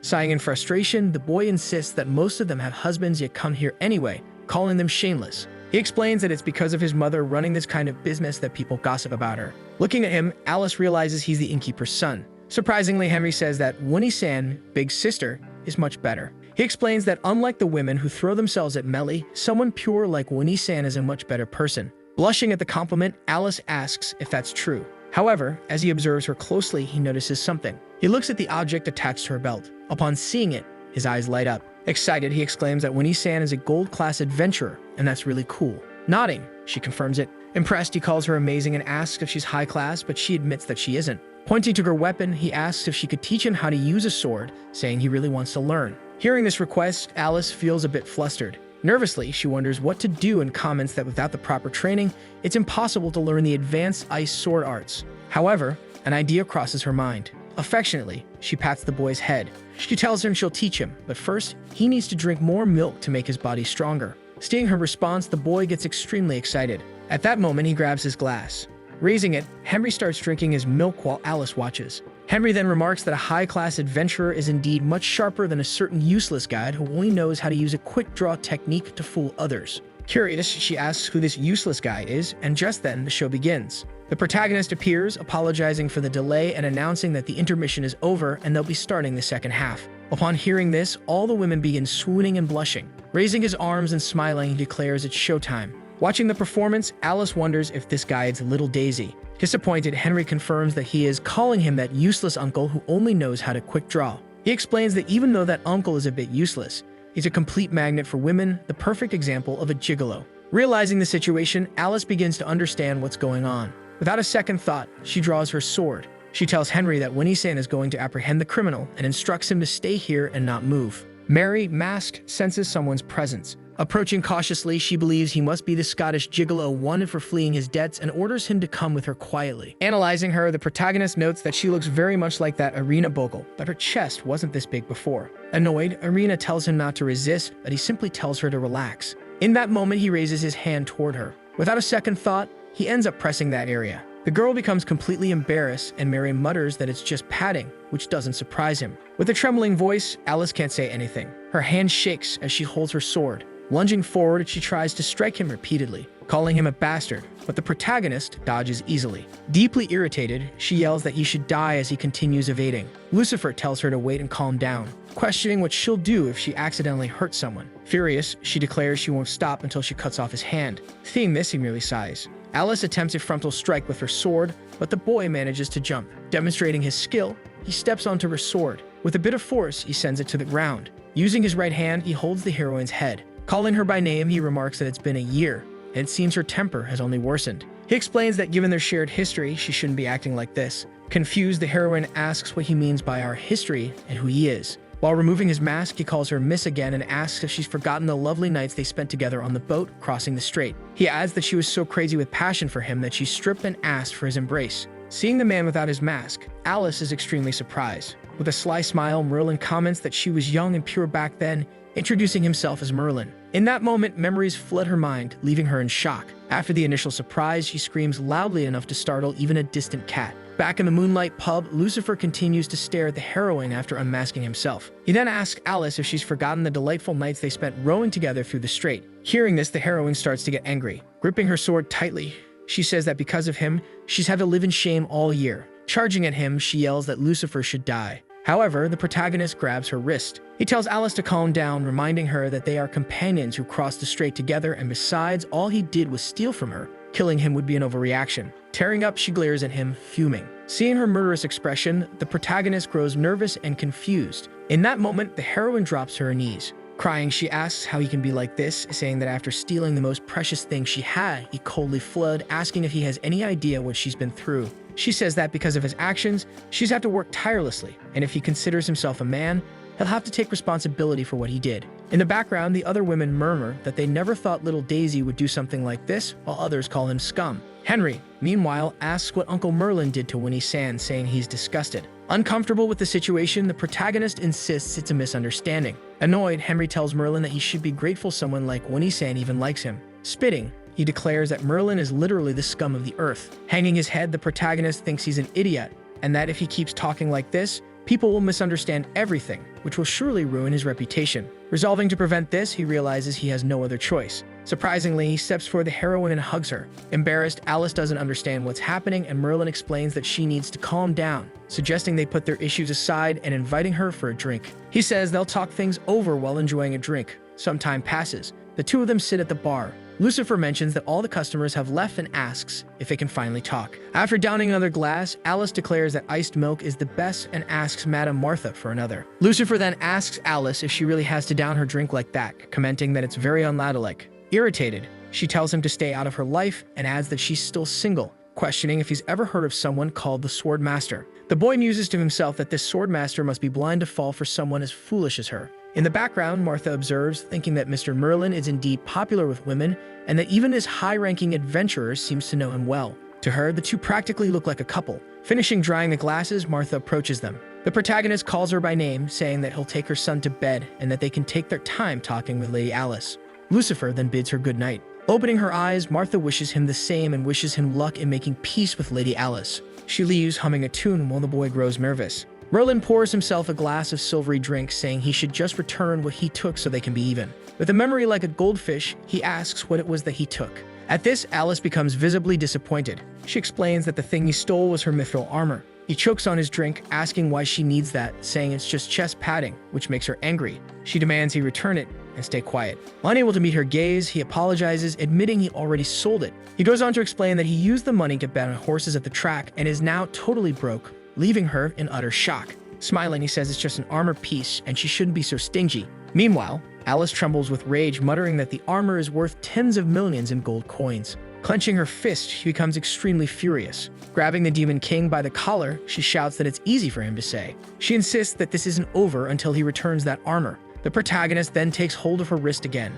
Smiling, he tells her she knows where he comes from and that the armor became his the moment he took it, adding that he can't help with returning it. He explains that the only thing he can offer is his life, saying he has nothing else to give. He declares that he's no longer the Demon King, so they're no longer enemies. His expression darkening, he tells her that if she's bent on taking his life, it would be a different story. With an ominous aura, he begins to unsheath his sword. Seeing this, Alice is completely shocked, breaking out in a cold sweat. Lucifer, however, begins to laugh. Not wanting to fight, he sheathes his sword. Alice remains utterly confused by what's happening. The boy returns to sipping his cold drink. Crossing his legs, he tells her not to worry, explaining that Miss Martha has been taking good care of him and that he has no intention of causing any trouble in her establishment. He adds that she was enjoying her drink just a moment ago, but now she's ruined the atmosphere. He suggests that she should be using her pen instead of her sword. Hearing this, Alice falls into silent contemplation. She wonders if he's truly so strong that she couldn't simply take back the mithril armor. But he responds, explaining that demons have a strict sense of justice and intimacy. For them, a contract is a sacred agreement made between two willing parties. Not quite convinced, Alice asks why he cares about such things if he's no longer a Demon King. He explains that even though he's no longer a demon king, he's still a former monarch of pride and won't steal an item he already sold. Then he asks why she, as a hero, is stooping to cursing him and trying to take something back from him. With her head down, she replies that she's no longer a hero either. She explains that the armor was a loan from the church, and after it was stolen, she became someone who owes them tens of thousands of gold coins. Merlin responds that if she works hard, she'll be able to pay it off someday. Annoyed, Alice says she'll have to take on S-rank missions, where the rewards are in the tens of thousands of gold coins, but they're extremely dangerous. Hearing that an S-rank mission reward is in the tens of thousands of gold coins, Merlin starts to tremble. Excited, he asks Alice if it's really true. Confirming, Alice explains that rank S missions generally have many dangers, and it's not uncommon to encounter holy class enemies. It's a high-risk, high-reward job. Irritated, she says that even so, she'll still have to complete thousands of missions before she can pay off her debt, and it's all the protagonist's fault. Laughing, Lucifer says it seems like he's already found his next job. Do you know the benefits of becoming an adventurer? One of them is easily finding holy class enemies, which can extend your lifespan. Earning lots of gold coins, making it perfect for living a carefree life. Excited, Merlin concludes that this job is perfect for him. Determined, he calls for Miss Alice. With a passionate look, he asks what he needs to do to become an adventurer. Looking at him disdainfully, she explains that anyone with aura or mana can become an adventurer, after all. In his mind, he realizes he has neither, so he asks if there's another way. In response, she says that a recommendation from an active adventurer also works, but then immediately asks why he's asking this. Taking her hands, he goes to Lady Alice, commenting that they're like twins and asks if she could recommend him, saying he also wants to be an adventurer. Hearing all of this, the girl is in shock.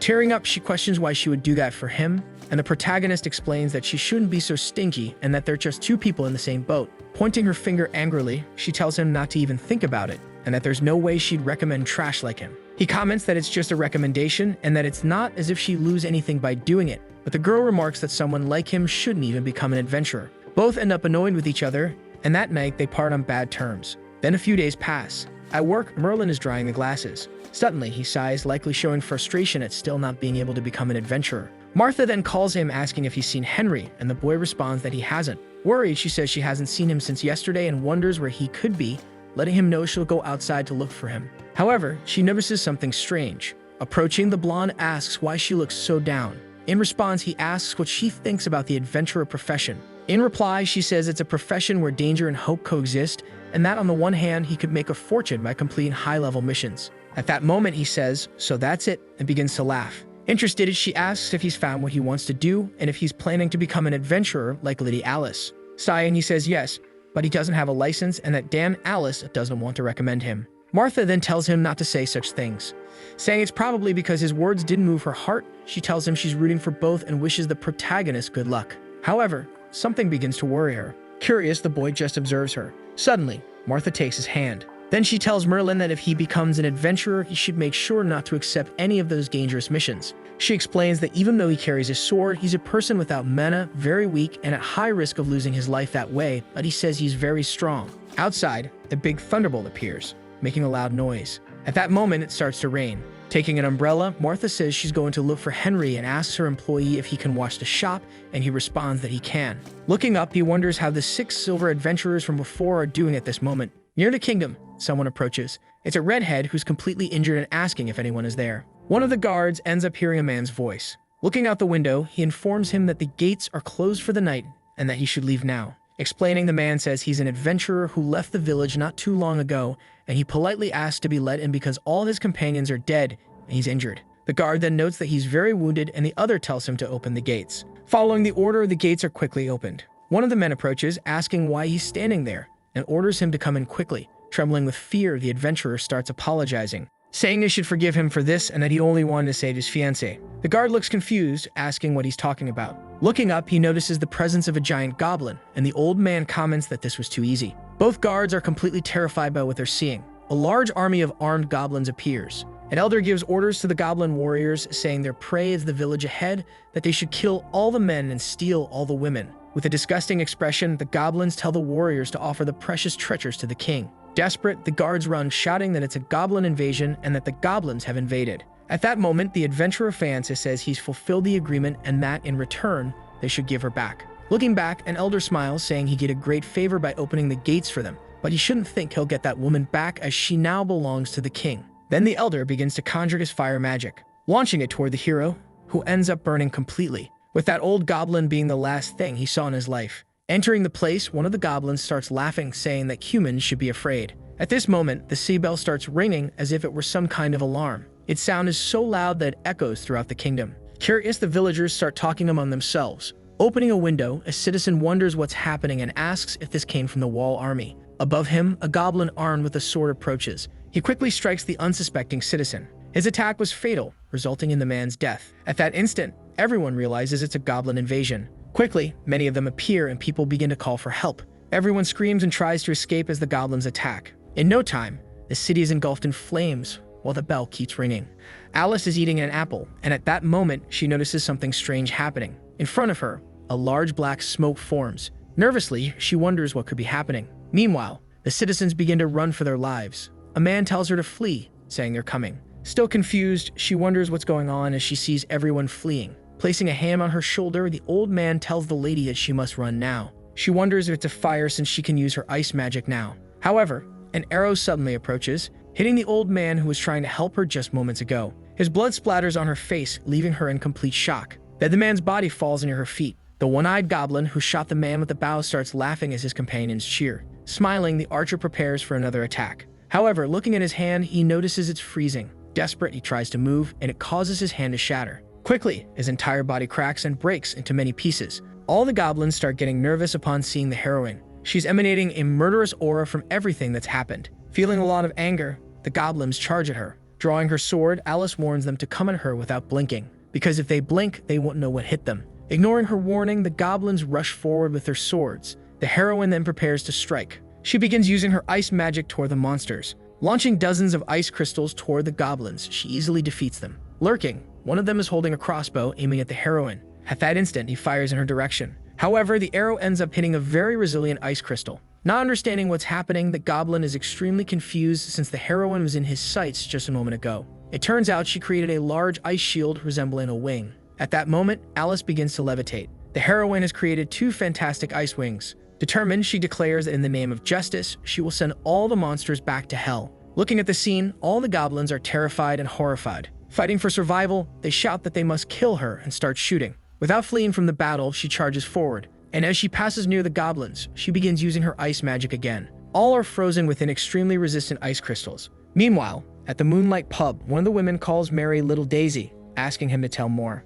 Laughing, he questions why he would lie to cute girls like them. Suddenly, he starts hearing screams saying they're here and we need to run. Changing the subject, he apologizes to the ladies and comments that something seems to be happening outside, so he'll go check it out. One of the women argues that it's probably a couple's fight and they should ignore it, and another says it's normal for couples to fight these days and that they should just carry on. However, a shadow approaches the door. With just one kick, it manages to break it down completely. This startles the 2 girls and surprises the protagonist. It's a trio of goblins who entered armed and ready to fight. Seeing goblins invading, the girls become frightened. These little monsters are exuding a dark energy with a frightening and disgusting look. Irritated, Merlin questions why these green-skinned monsters are here of all places. In the middle of the chaos, the boy's mother runs desperately. Exhausted from running, worried, she wonders where her son is. Excited, the boy at the bar is playing with his Meg doll. Playing with his friends, he says that the adventurer said she would teach him powerful sword techniques. The other 2 boys are surprised. The child from the bar says he'll become an adventurer to protect his mother. And his friend asks about the noise outside. One of them asks what's happening.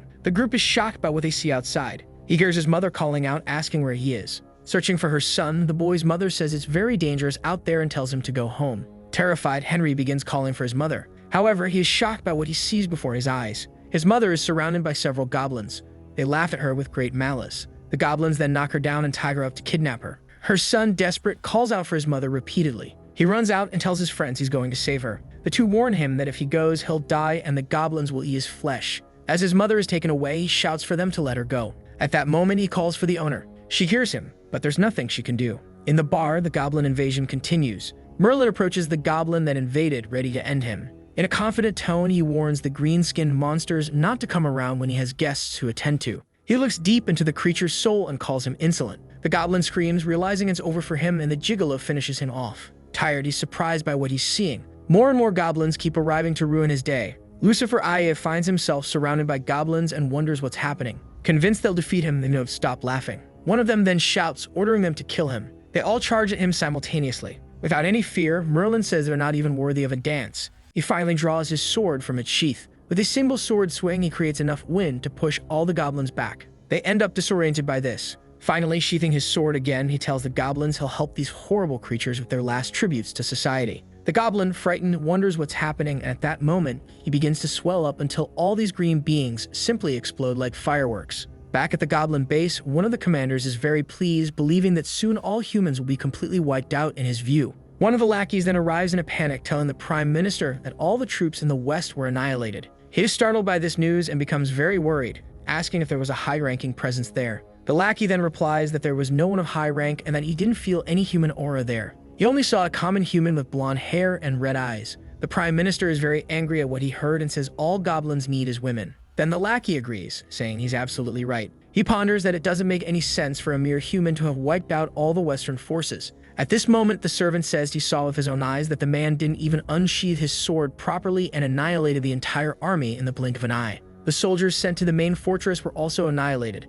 and they were left full of ice spikes hanging, and also that the silver-haired girl's sword is heading their way. The minister then decides that the goblins must relocate immediately. Loudly, he orders all troops to retreat. One of them then murmurs that the army can be rebuilt as long as they have all the women they kidnapped. And so we see the little boy's mother hoping that Henry is safe. Overlooking the chaos, Alice notices that the goblins are retreating. She becomes anxious, as the rain might completely erase their tracks. The heroine sets out on a mission, determined not to let them take the girls away. Many move to attack the silver-haired woman. She defends herself using her power. Backing away from the goblin, the heroine shouts for him to get out of the way or something very bad will happen to him. In turn, the goblin ignores her and starts growling. Several of them charge at her once again. Alice unleashes her ice spell against the goblin, hitting him directly. And after that, she finishes him off, tearing him apart. She realizes it was just a distraction and that the rest of the goblins have fled. Looking around, she sees the despair of everyone who has lost their families. She thinks it's best to stay where she is, as the goblins won't get their hands on those who were just captured.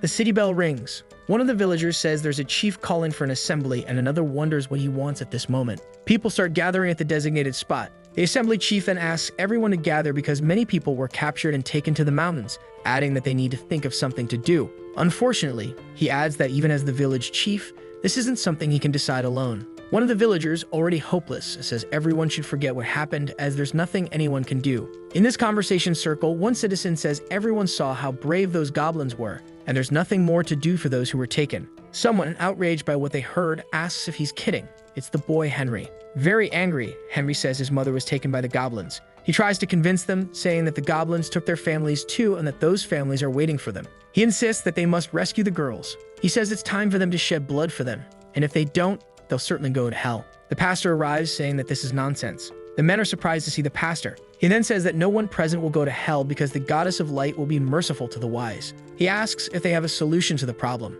and the men ask for help. He says he forgives everyone and frees them from their sins in the name of the goddess of light. The citizens begin to pray to the goddess of light. Holding the Bible, he says they are all too weak to face those goblins and that it would be foolish to try, but they can stay where they are and pray. He continues, saying that the goddess will help those who pray sincerely, and she will deliver salvation to those who are captured. He also warns that those whose families were taken should get a copy of the Bible to strengthen their faith so that their families will return safely. One of the men then asks if people will come back if they buy the Bible, questioning if it's really true. The villager stands up and shares his testimony, saying that he too was once captured by the goblins, but he prayed sincerely to the goddess of light, and now he's fine. Everyone around is surprised and astonished, asking if he's telling the truth and if it's truly possible to escape those monsters. The man replies, of course, that those monsters trembled with fear the moment he took the Bible, and people believe in his testimony. They start pleading for the goddess's help, condemning themselves for not buying dozens and dozens of Bibles. One of them even asks if they're selling Bibles right now. The villager and the pastor look at each other as if it were all planned. Excitedly, the pastor starts offering all his Bibles. He assures them not to worry, that he always carries dozens and dozens of Bibles with him, and that they're very affordable, only 100 gold coins. Many of them fall for the pastor's spiel, except for the son of the woman who was taken. He says everyone has gone crazy, and that this is no time to fall for charlatans. At this, the man tells the boy to shut up, saying it's the only way to save everyone. The boy retorts, saying that the longer they wait, the more dangerous it gets, and if anything happens to the women, they'll certainly go to hell. Then he calls the pastor a fraud, crying in utter desperation, and shouts that they are all being deceived and that no one will be saved. The heroine arrives and tells Henry that he's already done enough. She calls them hypocrites and orders them to stop this nonsense and leave. The pastor then asks where this woman came from and who she is, asserting that this woman should burn at the stake for tainting their prayers. She finally reveals who she is. She simply explains that she is a gold-ranked adventurer, the 233rd hero of the Vatican, named Alice Claudia. Everyone in the room is shocked and shouts that she is the heroine. He then lies about her, saying that she is a disgrace to the Vatican, that she failed in the expedition to the first demon castle, and that she lay with Lucifer. However, the girl retorts, saying she's not here to talk about the past. She's here to put an end to the lies he's spreading to the people, and she tells him directly that if the Pope heard this, he would certainly be disappointed in the pastor. He then replies that she is a disgrace to the church, asking how she dares to criticize him and claiming that prayer is the only possible salvation. After hearing all this nonsense, the heroine becomes furious and draws her sword. Pointing the sword's tip right at the pastor's throat, she tells him that if he truly believes the goddess will hear his prayers, then why doesn't he pray for his life right now? Risk his life to prove his beliefs. The old man falls to his knees, begging for forgiveness. At this, the girl tells him to disappear and curses him. She begins a speech saying she knows that everyone fears death and feels powerless to act, even when those closest are taken. In the end, they cling to false hopes. The silver-haired girl continues, saying that what they're doing is running away, which is a cowardly decision. The gods won't help the foolish. In life, there are many things one can't give up on just because they seem impossible. The people who were taken are waiting to be saved, and they are the only ones who can save them. The boy at the bar is overjoyed to see her giving this speech. He murmurs that she's really cool. Alice finishes her speech, saying they have two choices at this moment. They can choose to stay here and live with guilt until the day they die, or they can pick up their swords and fight. She then asks the village chief to show her the way to the goblin nest.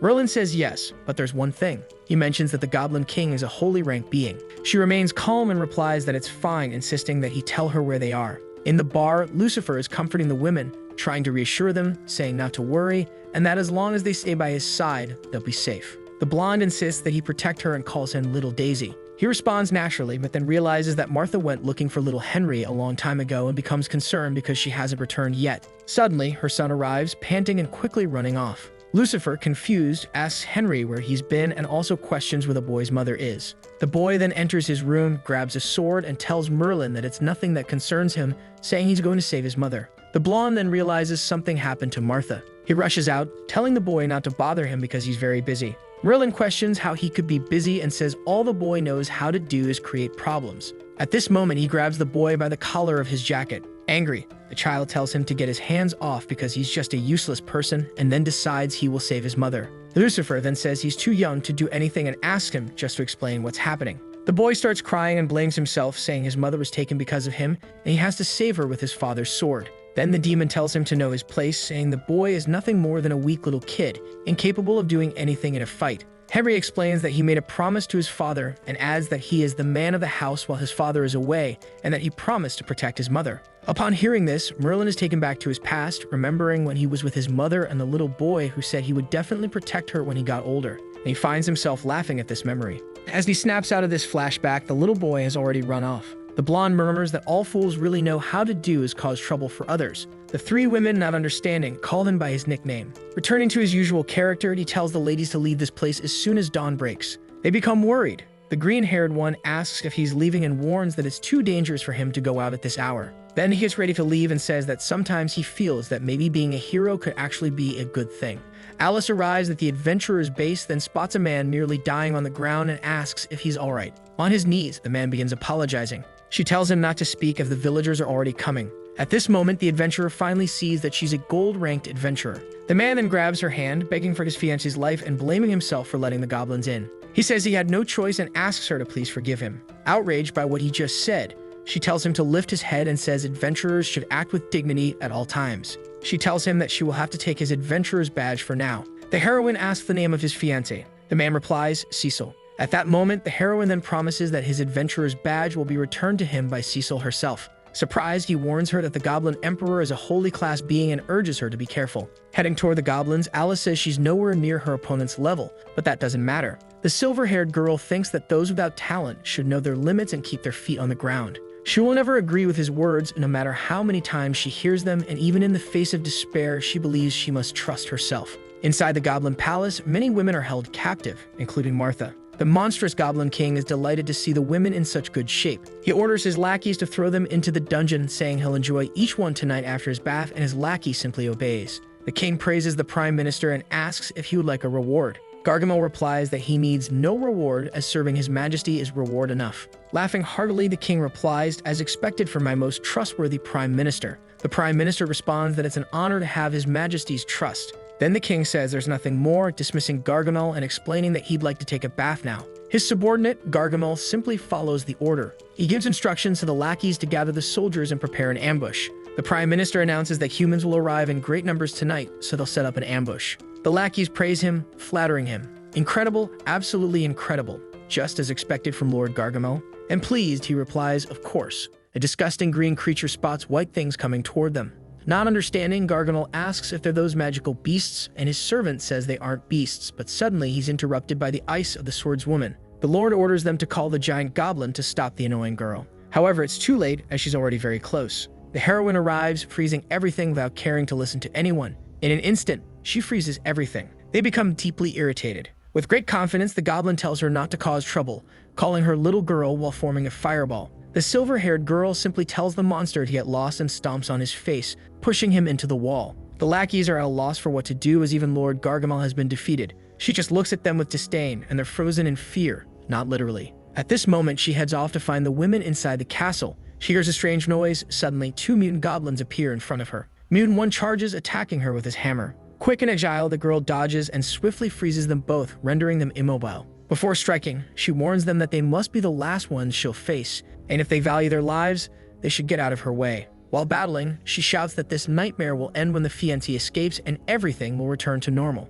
The blonde cries, hoping that this truly happens. And the speech continues. She talks about how they will be able to plan their wedding and have children, encouraging her to escape from this terrible place. After this encouragement, Alice seals herself in an ice room with the Ogre King. Cecil calls out the warrior's name, worried about her. Inside the room, the great goblin is confident that this will be an easy battle. Wounded and exhausted, the ice swordswoman listens to the green monster. He says that she's risking her life just to stop him and reveals that he views humans differently because he is the king. Annoyed, the king offers her 2 choices.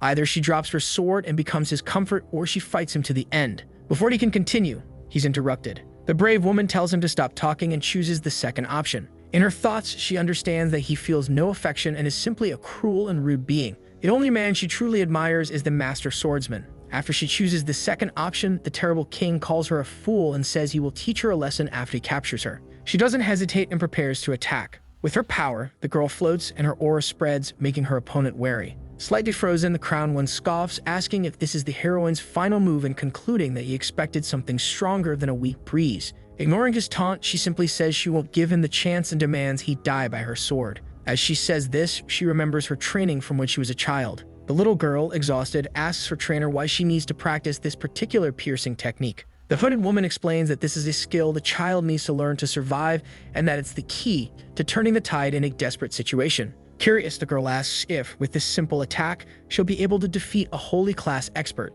The answer is that most holy class beings are human and that with a direct thrust, she can pierce their heart, making it a potentially fatal blow. Additionally, the lineage of the Great Mountain practices both magic and martial arts, increasing the chances of striking the opponent. Even if they don't die, they'll be incapacitated. The future heroine says it's not easy to strike a holy class being.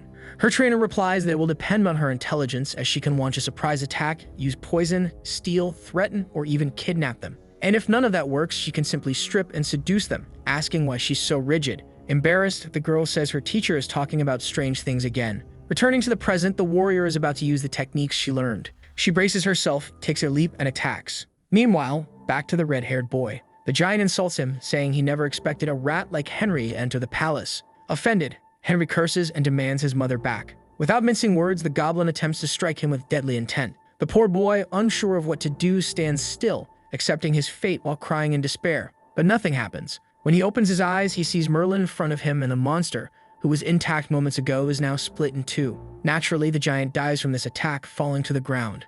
Shocked by what he just witnessed, Henry calls out his uncle's name. In his thoughts, he realizes just how powerful his acquaintance is. The monster didn't even have a chance to defend itself. The blonde praises his bravery and says he'll give him 99 out of 100 points, but he takes away those 99 points for coming to such a dangerous place alone, and with a smile, concludes that Henry still has 0 points after all. Surprised, the boy thinks it's true that his friend is a strong swordsman. Now, admiring him, he's glad to be proven wrong, realizing Merlin wasn't just bragging the whole time. Seeing the boy's expression, the swordsman asks if he's alright. Henry grabs his leg, and of course the response comes with a yes and an immediate request for training. Annoyed because he's only now being recognized for his skills, Merlin says he wanted to teach him earlier, but Martha's son refused to learn, so now he won't teach him. The boy kneels, begging to be trained. Lucifer rubs it in, saying he knew the kid would kneel and beg if he asked, and tells him to stand up for having mocked his quick draw. A familiar voice calls out to the two of them. The two turn around to see who it is. It's Martha and the other women. They're overjoyed to see her.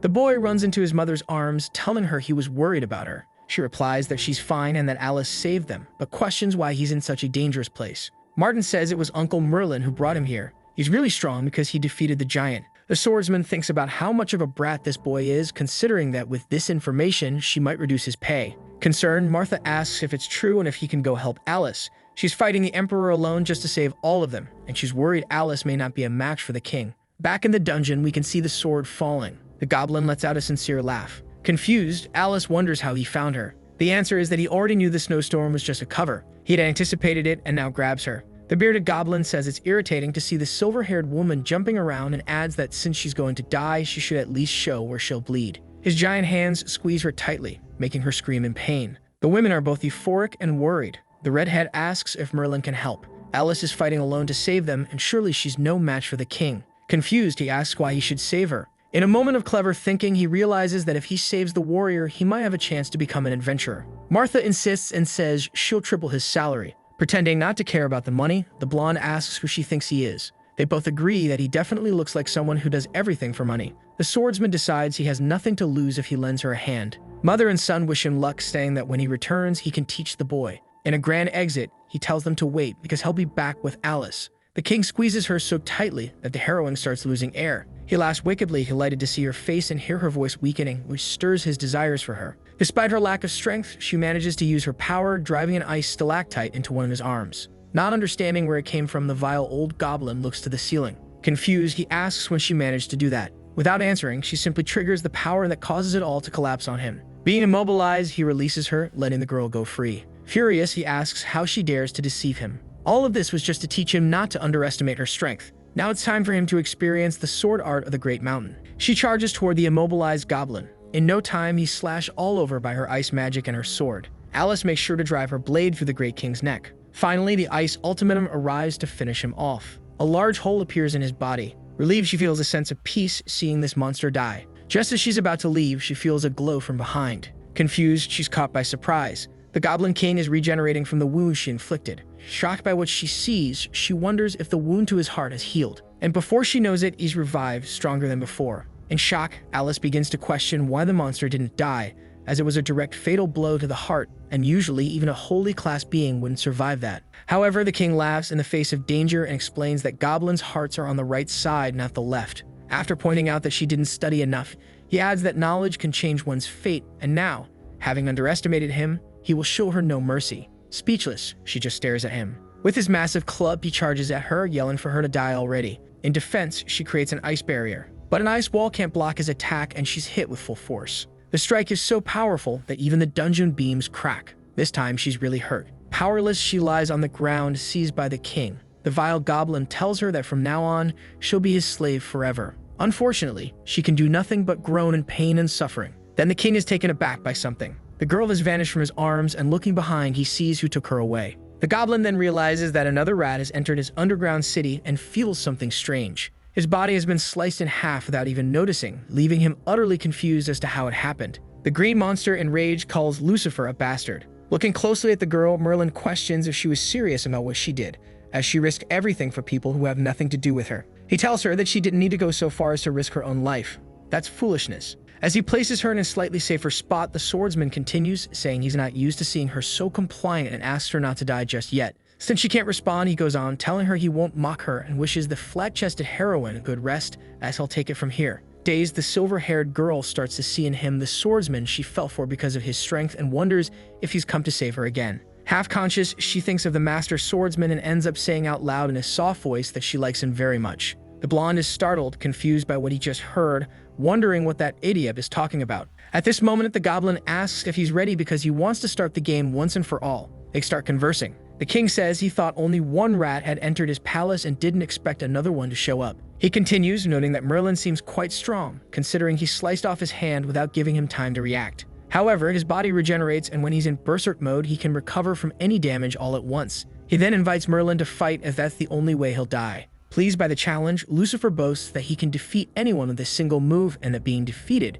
is exactly what he desires. Upon hearing this, the goblin smiles and launches into the attack. He swings his club at the young blonde. However, the man is so strong that he withstands the full impact. Surprised, the goblin says Merlin is indeed very strong to withstand his attack and asks his name. Convinced, the young man replies that the green monster doesn't deserve to know his name with his level of skill. The king introduces himself first, saying he's one of the 14 goblin emperors and a talented figure among his race. His plan is to launch a large-scale attack on whales, soon to become the new ruler of humans. He then offers Merlin the position of prime minister, which would make him the second emperor. Merlin laughs, finding it amusing that the goblin wants him to join his side, and questions where this green creature got all this courage. With all this style, he adds that no one in this world, even if the goddess of light herself descended, could look directly at a millionth of his glory. He finishes by saying he would feel humiliated to use the goblin as fertilizer in his garden. The king is enraged by what he just heard. He then gathers all his strength and leaps at the demon. Furious and without a second thought, he jumps straight at the blonde, saying he asked for this.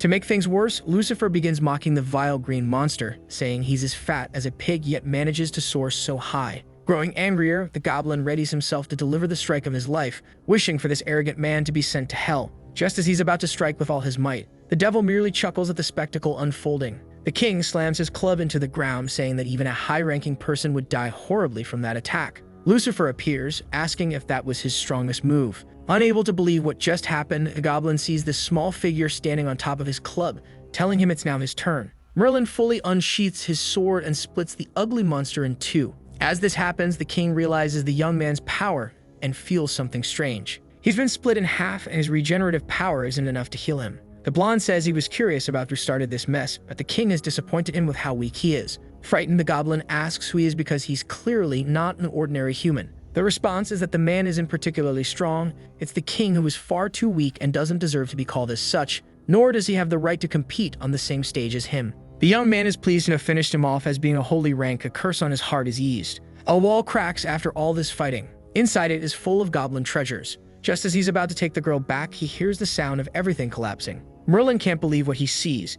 It's a massive amount of treasure. He loves the feeling of being blinded by the shine of gold coins and wonders if his dream of becoming a vagabond might come true. However, a large brick falls on his head, and looking up, he realizes the ceiling is crumbling. He concludes that the battle must have caused the underground city to collapse. Faced with a dilemma, he thinks that if he moves quickly, he can take a lot of gold with him, but he won't be able to save the girl. And even though he might be fine with that, she would die buried. At that moment, he begins to question whether he should choose the gold or the girl, and ultimately decides on the girl. He saves Alice just as everything falls apart and runs out with her. As they run, he declares that she's his nemesis, that she now owes him millions of gold coins, and that he won't forgive her if she doesn't recommend him for a job. When they arrive in the village, the men happily welcome their families, until they see the mountain exploding. Someone shouts that part of the mountain has collapsed, and another asks if that was where the goblins' underground palace was. The little boy worries about his two friends. His mother puts a hand on his shoulder to calm him and tells him not to worry, as Merlin is clever and always figures things out. The boy agrees with his mother, but the man is startled by what he sees.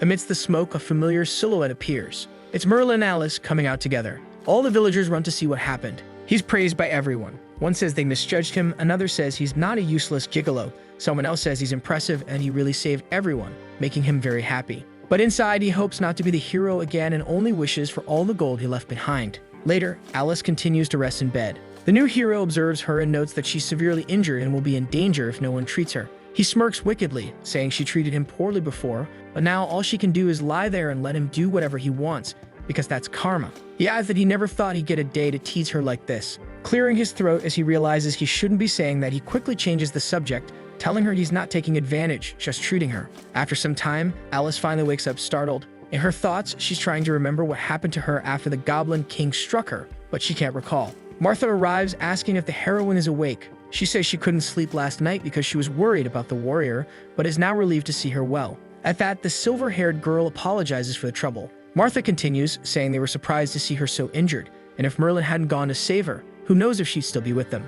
Alice is shocked to discover that it wasn't a grand night, but rather Merlin who saved her. In her thoughts, it doesn't make sense that Lucifer III, being who he is, saved her. Martha asks if there was some misunderstanding between the two, but before Alice can respond, she adds that maybe she should give him another chance. She goes on saying they're an old couple, that it won't go anywhere if she keeps things at a standstill, and suggests she take this opportunity. Alice shouts that they're not an old couple, and then thinks it's a big misunderstanding since they seem more like sworn enemies. The bar owner continues, saying she understands and that Alice must be shy because she's young. The situation only gets worse for the silver-haired girl. For a heroine, it's humiliating to be saved by a demon king, but unfortunately, it's the truth and she can't accept that she owes him a favor. Alice asks Martha to call Merlin to talk. As the blonde approaches to speak, he hears voices coming from her room thanking her. The heroine says there's no need to thank her, and she's glad the two are safe. The red-haired man tells Alice they must show their gratitude, as if she hadn't taken action, they probably wouldn't be alive, and they'll always remember that. Listening to the conversation, Lucifer thinks that even though she's just a foolish heroine, other people respect her, and he concludes that being a hero isn't so bad. The two leave the room and Merlin enters. He wants to know if she's feeling better. Ina starts by mentioning that he heard from Martha that Alice called for him and asks her to say what she wants to talk about. The heroine says that given he went out of his way to save her, she reluctantly has to express her gratitude. However, she tells him not to get any ideas. She doesn't hate him at the moment, but that doesn't mean she's forgiven him. The blonde is indignant that things didn't go as he planned and thinks that even if she didn't want to devote her life to him, at the very least, Alice should have been crying. He responds that he won't accept just that. He needs her to repay him because he can't just save people for free. Finally, he suggests that she give him an adventurer's recommendation. She refuses to do so. Insistently, Lucifer tells her it's disappointing how she treats the savior of her life. Alice retorts, saying that if he'd have told her he didn't want to get involved in any debts, even though he saved her, she warns him not to think she'll do anything for him. Blackmailing her, he says it's fine because he'll tell the traveling poets coming the next day that the 233rd heroine is ungrateful and a complete scoundrel. Angrily, she says she won't forgive him if he dares to slander her. Taunting her even further, he says that now she's threatening him and asks how big she thinks she is. He finishes by saying that since she doesn't want to cooperate, he has nothing more to say. Everyone in Britain will know that the former heroine is a scoundrel with no morals. Alice falls for his bluff and insists he doesn't go. With a victorious smile, he thinks that this will do, hoping she'll obediently become his stepping stone into the middle class. That night, at the collapsed Goblin Palace, a mysterious woman appears amidst the fallen stones. The dark-haired woman comments that she made it just in time. If it weren't for today's deadline, she wouldn't have known that the Saubus branch of the goblins was hiding underground in Wales. And she calls out to her deer. The woman finds what she was looking for. With her magic, she lifts a piece of wood and commands it to reveal its true form. Then the object disassembles. Inside is a golden key that seems very valuable. The dark-haired woman laughs as she picks up this key. She has finally obtained the third key to the army of hell. Holding the key, she remarks that she went through a lot of trouble to find it, yet it was easy to take. A dark portal opens, calling her. Calzona bows to her majesty. The mysterious voice asks if she has obtained the key. Her answer is affirmative. Then the voice confirms that the rumor was true. It's no surprise they hadn't migrated south to join the kingdom. Still bowing, Calzona replies that it seems that way and that she hadn't thought they would hide so well. Satisfied, the voice declares that the plan to revive the ancient kingdom has already been set. Once they gain the power of the army of hell, changing Britain will be easy. The woman says she'll offer her very soul to revive the kingdom. Back in the kingdom, Alice and Merlin are setting off in a cart. Lucifer III tells Henry to take care of his mother. The boy responds not to worry, he'll look after her, and when he has an aura, he'll go to Wrexham to find him. Martha tells Merlin to marry Alice soon and live happily ever after. They don't take this well. Merlin wonders if it's a curse because it's so horrifying. The heroine says it's the worst curse she's ever heard in her life. Tension hangs in the air during their journey. Suddenly furious, she asks how he dares to look down on her. Angry, he says that's exactly what he wanted to say and questions where she thinks she is and how she dares to look down on him. The blonde adds that at least he has people who come to see him and suggests she remove the padding to see if anyone would visit her. She retorts asking what's so great about being an idol for middle-aged women. Sheegan claims that her padding is to protect against shocks, not to cover her flaws. Merlin bursts out laughing at her ingenious explanation, insisting that she just wants him to die laughing so she doesn't have to repay her debt. Infuriated, she kicks him out of the cart, but he clings to her leg. Screaming, she asks how he dares to say that and calls him so poor that he needs to hitch a ride with her because he can't afford a ticket to Wrexham. The blonde denies this, claiming he's showing respect by using the slow donkey, and asks if she doesn't see that the moment he entered the shabby carriage, she was promoted. Almost exploding with anger, she replies that she doesn't see it at all and tells him to get out, calling him a sex-crazed demon king and saying she never wants to see him again. Martha, very pleased, remarks that they really get along well. The journey to Wrexham was never calm. Alice and Merlin were either bickering or growling at each other, and so a week passed. Upon arriving, both were excited. She wanted to get as far away from him as possible, and he was eager to become an adventurer so she would feel envious. Recap Adventurers Guild. Merlin enters confidently and excitedly, while Alice arrives irritated with his showboating. They hear a noise and look in the direction of the sound. A man is handling a crystal ball. It's a holy rank knight. Everyone is astonished to see such a strong man up close. Lucifer asks if this knight is like the Goblin Emperor. Alice replies that there are differences between them, as there are only 3 of them in this guild, including the Old Master. The devil laughs, mentioning that he had many holy rank subordinates when he was a demon, and concludes by calling her guild miserable. A man arrives, asking if Alice has brought back an old flame. The man is drunk and says that Arnold will cry in the bathroom. He approaches Merlin, asking how he tamed that wild horse and requesting some pointers. Furious, the silver-haired girl warns Hobbs that they are not in that kind of relationship and that she won't hold back if he keeps talking nonsense. Hobbs says he was just joking, pointing out that a girl won't be popular with guys if she keeps getting into fights, and he gestures toward Lugia as an example of charm. Alice tries to show that she's not jealous of his remark. Lugia calls her over to talk and they greet each other. She asks what Alice gained this time considering she was gone for so long. Alice asks her not to mention it. Then the cat girl asks if she came to pick up a new mission. Sadly, Alice replies that she didn't. In fact, she came to give a recommendation for a certain someone. That someone is Merlin, who wants to become an adventurer. The handsome blonde introduces himself. Lugia can't believe her eyes and freaks out, asking when Alice got a boyfriend. She then says she doesn't approve as there's no way Alice can get married before her, especially since she's more popular. The heroine tells her not to worry because they aren't in that kind of relationship. Confused, her friend asks what happened. Alice explains that he needs her recommendation due to certain circumstances. She goes on to expose Merlin, saying he's on the wanted list of restaurant owners. He's a fugitive. Her colleague says he's come to the right place. Once you've joined the guild, your bounty is revoked and you're allowed to pay off your debts while working. Lucifer is pleased that his bounty will be revoked. The cat girl explains that they need to test his strength first and his rank will depend on his power. The benefits will be greater if his rank is higher, and the higher the rank of the mission, the higher the reward. Merlin sees no point in being an adventurer if he can't take high-rank missions. She tells him not to worry if his rank is low, and that he should just take on more missions. Lugia mentions an elder who's 102 years old and works hard. He became a silver adventurer after completing 999,999,999 low-rank missions. Very rewarding. Merlin finds this ranking method terrible. She adds that of course there's a faster way to rank up, by getting stronger. Once he becomes stronger, his rank will increase. Not understanding the logic, he says that the elder is just wasting his life rather than getting stronger. Finally, the cat girl explains that the Adventurers Guild is quite fair. Even an amethyst adventurer could be demoted. If an adventurer doesn't work for a long time or causes a negative influence on society, the rules state they can be demoted to iron rank. Now Lugia asks Lucifer to place his hand on the crystal ball, which will glow in different colors according to his strength. Being the pervert he is, he jokes, asking if the crystal ball could be the girl's chest instead. Merlin approaches the crystal ball. Confidently, the blonde says he'll show the inferior mortals the overwhelming power of the Pride Monarch. Everyone watches eagerly to see if he's really strong. But nothing happens, the color doesn't change. Lugia feels sorry for him and says there was no reaction, so he can't become an adventurer. Everyone bursts into laughter. A man says he probably couldn't even handle a goblin. A girl asks where he got his courage from, and the redhead tells him to come back when he reaches low rank. Alice pulls him aside and asks what he's doing and tells him to use aura or mana. Merlin replies that he doesn't have them and has never used them in any battle. Not understanding, the heroine asks how he managed to defeat so many monsters. He replies that it's likely because his quick draw technique is at such a high level that he doesn't need aura or mana to fight. Shaking, she asks how a sword technique could work without any magical force. Lucifer simply tells her to treat him normally and reminds her that she said he could become an adventurer by recommendation. Desperate, she asks if she can recommend him and assures them that he's qualified for the job. But, unfortunately, Lugia responds that the headquarters abolished the wooden rank adventurers,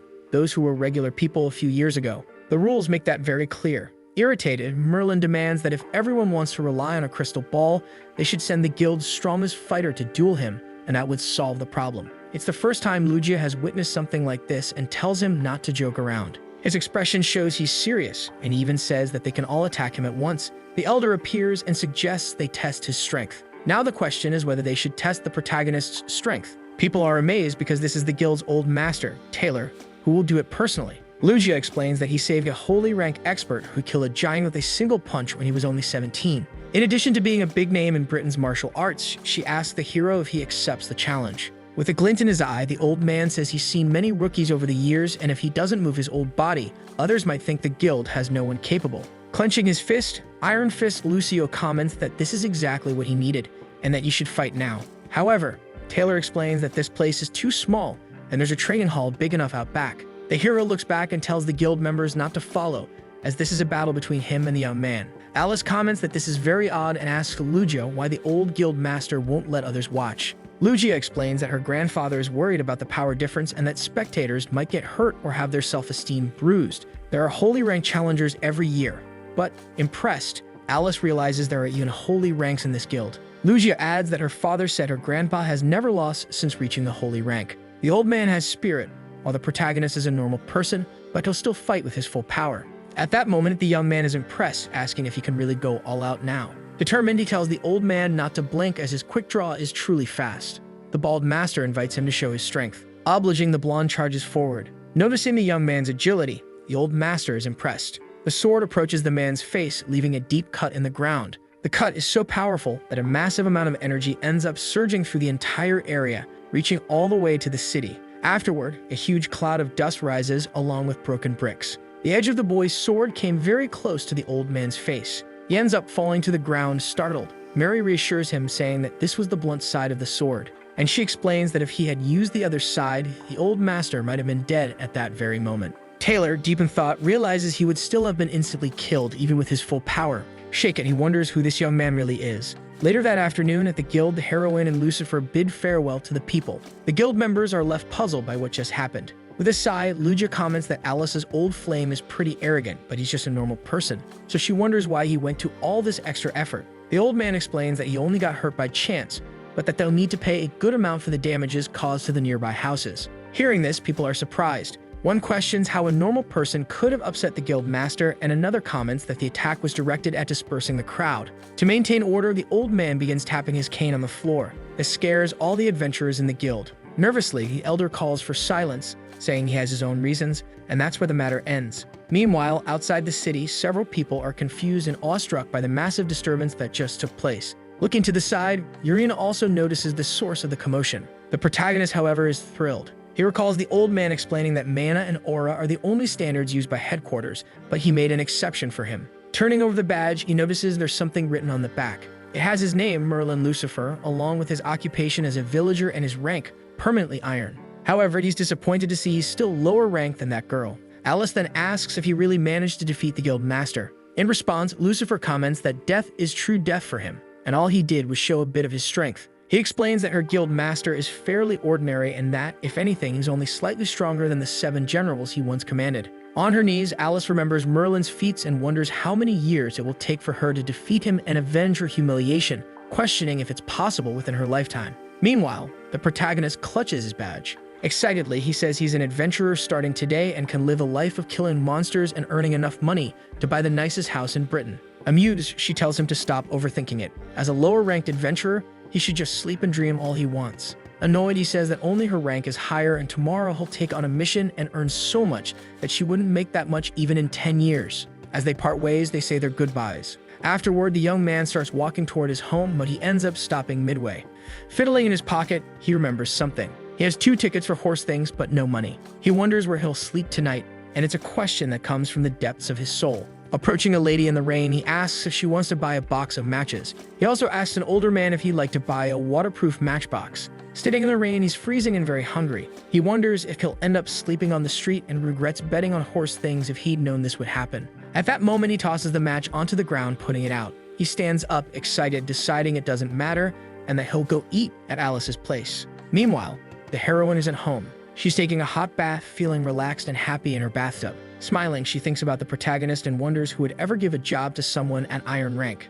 At that moment, she prays to God that the bastard sleeps on the street like a beggar. She can comments that it would be better if he were hungry and cold, with no one buying the matchbox he's selling. Just then, the blonde starts sneezing in the rain. Suddenly, someone begins knocking at her door. She wonders if the landlord is in a hurry and remarks that she just got back. Putting on her slippers, she steps out of the bath and goes to answer the door. Still in her towel, she tells the landlord he doesn't need to come so late. However, she opens her eyes and realizes it's not Martha. With a passionate look, a protagonist asks if she needs a man on such a lonely night and suggests he could lend her his shoulder and create a good memory if he can stay a few more days. Suddenly, a deafening silence fills the room. Alice, being highly hostile in close quarters, decides a sweet trap won't work, so she responds by kicking him in the head. The kick is so strong that it sends the protagonist flying. As she slams the door, she shouts that she doesn't care how he found this place, but he's not to bother her again. Getting up with a bruised nose, the boy is annoyed. Suddenly, an older woman appears, asking why he's intruding on her hunt. Frustrated, the heroine goes back to her bath, but unexpectedly, someone starts banging on her door again.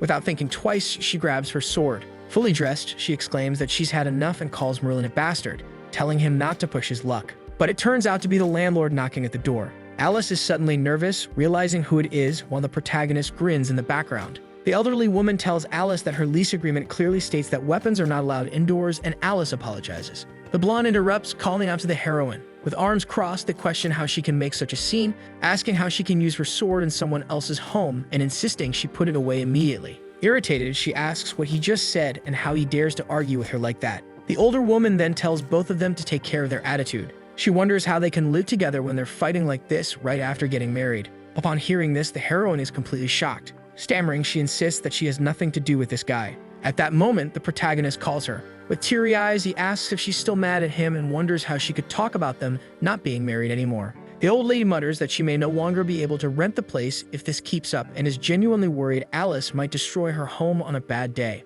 Nervous, Alice explains that she usually doesn't draw her sword in her home. The older woman then instructs her to put her sword away and let her husband in, adding that she shouldn't embarrass herself in front of the neighbors late at night. She then asks Alice if she'd like to be evicted. The boy then hugs her, apologizing for the inconvenience and saying he's used to his dear's bad temper and will tell her to control herself better in the future. With a chuckle, the old woman remarks that, as the saying goes, one day as husband and wife means a lifetime of devotion, and it wouldn't be good for them to quarrel over trivial things. Annoyed, the heroine stomps on the protagonist's foot. The elderly woman then mentions that Alice needs to pay this month's rent, and the heroine reluctantly agrees to go get her money. The landlord adds that despite her bad temper, Alice is a good girl, and the protagonist should take good care of her because she seemed a bit down when she was looking for a place with just one suitcase. She then wonders aloud if Alice really went through a tough time and asks the boy if he was the cause of it all. The older woman then hands another key to the protagonist in case Alice gets evicted again. As she bids them goodbye, she leaves. Inside the heroine's house, the boy celebrates, saying he now has a guaranteed place to stay. With a mischievous grin, he suggests to her that she should use a little extra padding. Asura then hovers close to his face. With ease, he manages to deflect it, and Alice calls him a bastard, vowing she won't let today pass without payback. Smiling, the boy says he's her husband now and asks if she wants to see herself widowed by pointing that sword at him. Stammering, she demands to know what he means by that, calling him a shameless bastard. She warns him that if he uses his move here, he'll turn the house into a pile of rubble and will have to pay for it. He better think twice before pointing that sword. Irritated, she thinks to herself that sooner or later she'll get her revenge and he won't be able to retaliate. Then she asks if he's planning to stay for free. In response, he simply sits on the sofa. He tells her not to get too excited and to think of a win-win situation, as she won't throw him out after hearing him out. With her arms crossed, Alice tells him to get on with it. Hungry, the boy grabs a banana and suggests they rent the place together. He explains that she probably doesn't have much money and that paying rent is a huge expense, so it'd be easier to split it with someone. Alice considers it, saying it makes sense, but questions why she'd want to do that with him since they're enemies. Alice questions how long it's been and wonders if they should have turned the page long ago. Reluctantly, she thinks she won't turn the page with him, but deep down she knows he's right, as it could save her a lot of money each month. Agreeing, she says they can rent the house together, but he'll sleep on the sofa, and on top of that, he has to pay the rent now.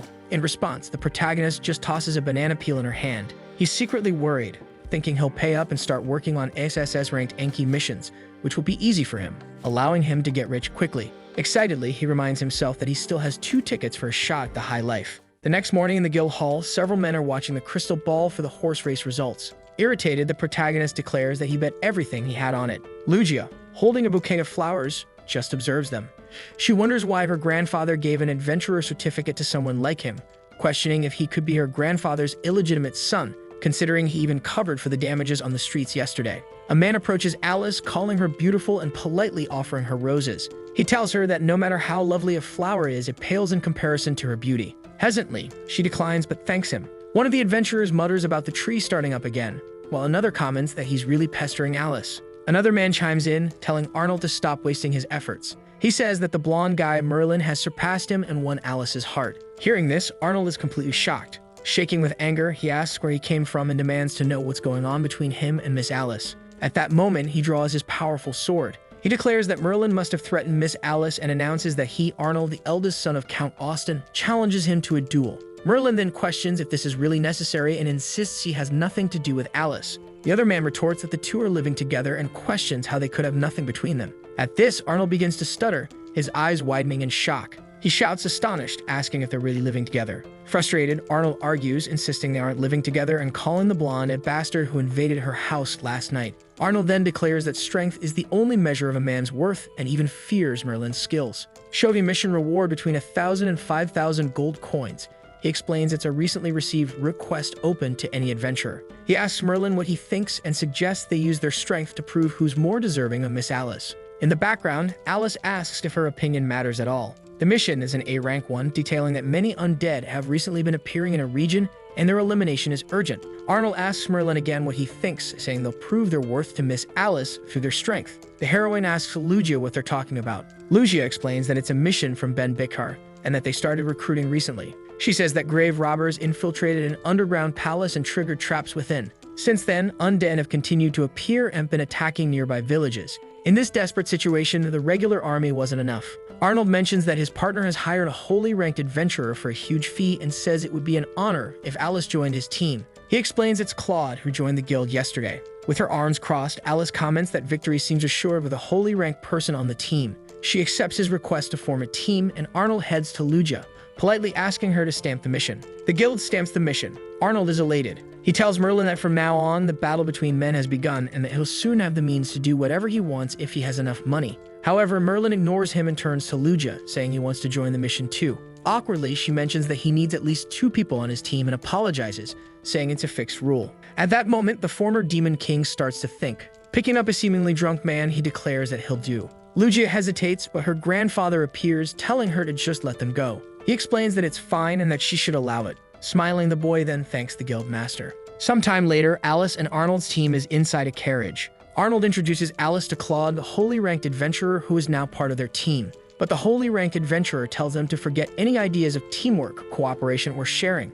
He says they should leave the stronger enemies to him while they stick to killing the weaker ones. Smiling, Arnold asks if Mr. Claude is concerned about their safety and comments that he can be careful and assist him in the mission. The adventurer retorts, asking who gave them the idea that they could help him and warns that if they slow him down, he'll abandon them without mercy. Feeling uneasy, Alice wonders why he's treating his team so harshly. She realizes that her perspective may have changed after seeing Merlin kill others with a single strike. Alice thinks that if she'd known it would be like this, she might have gone alone and wonders if Merlin has already found a team. Meanwhile, the protagonist is wondering where he can find a carriage. With a mischievous smile, he decides he'll borrow something from Alice. He calls out to Hulks, the drunk man he's teamed up with. The next morning after they set off, Hulks seems to be regaining his senses. He questions Merlin about whether he really agreed to go to such a place. Merlin responds by asking if he's seen the guild's stamp on the mission and mentions that Hulks was making a lot of noise about wanting to join. Holding his head, Hulks suggests they should turn back immediately. He says the royal palace will send others to deal with it soon, and they're not going there just to die.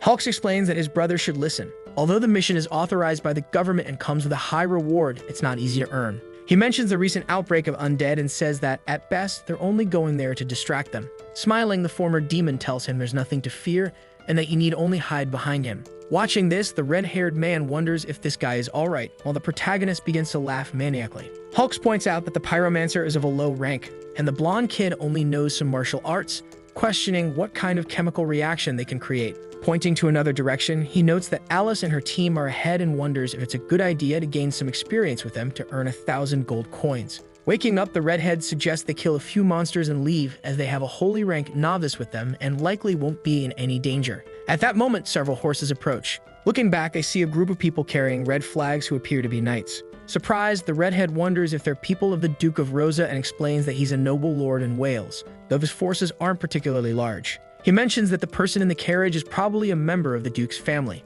One of the knights then approaches the pair, asking if they know the quickest way to Denbishar. The redhead suggests that if they want to save time, they could take the hill route, which is a bit narrow, but someone with a carriage probably wouldn't make it through there. However, if they'd rather avoid that direction, they could head south, though autumn is when rhinoceroses roam that area, which could cause some trouble if encountered. Irritated, the knight questions how he could suggest that a carriage traveled down muddy paths and asks if he's cursing their lady with poor health. Before the knight can escalate, Merlin steps in and defends his teammate, blocking the knight's attack. The knight then commands Merlin to release his whip, asking if he wants to be punished as well. Gripping the whip, the boy just smiles. With his strength, he begins to pull. His force is so great that the knight is dragged off balance and both he and his horse fall to the ground, with the knight hitting his head. Standing over him, Lucifer says the knight should improve his attitude, pointing out that they asked for directions and were shown a faster route, yet they weren't the least bit grateful. Lying in the mud with his face dirty, the knight is infuriated by this.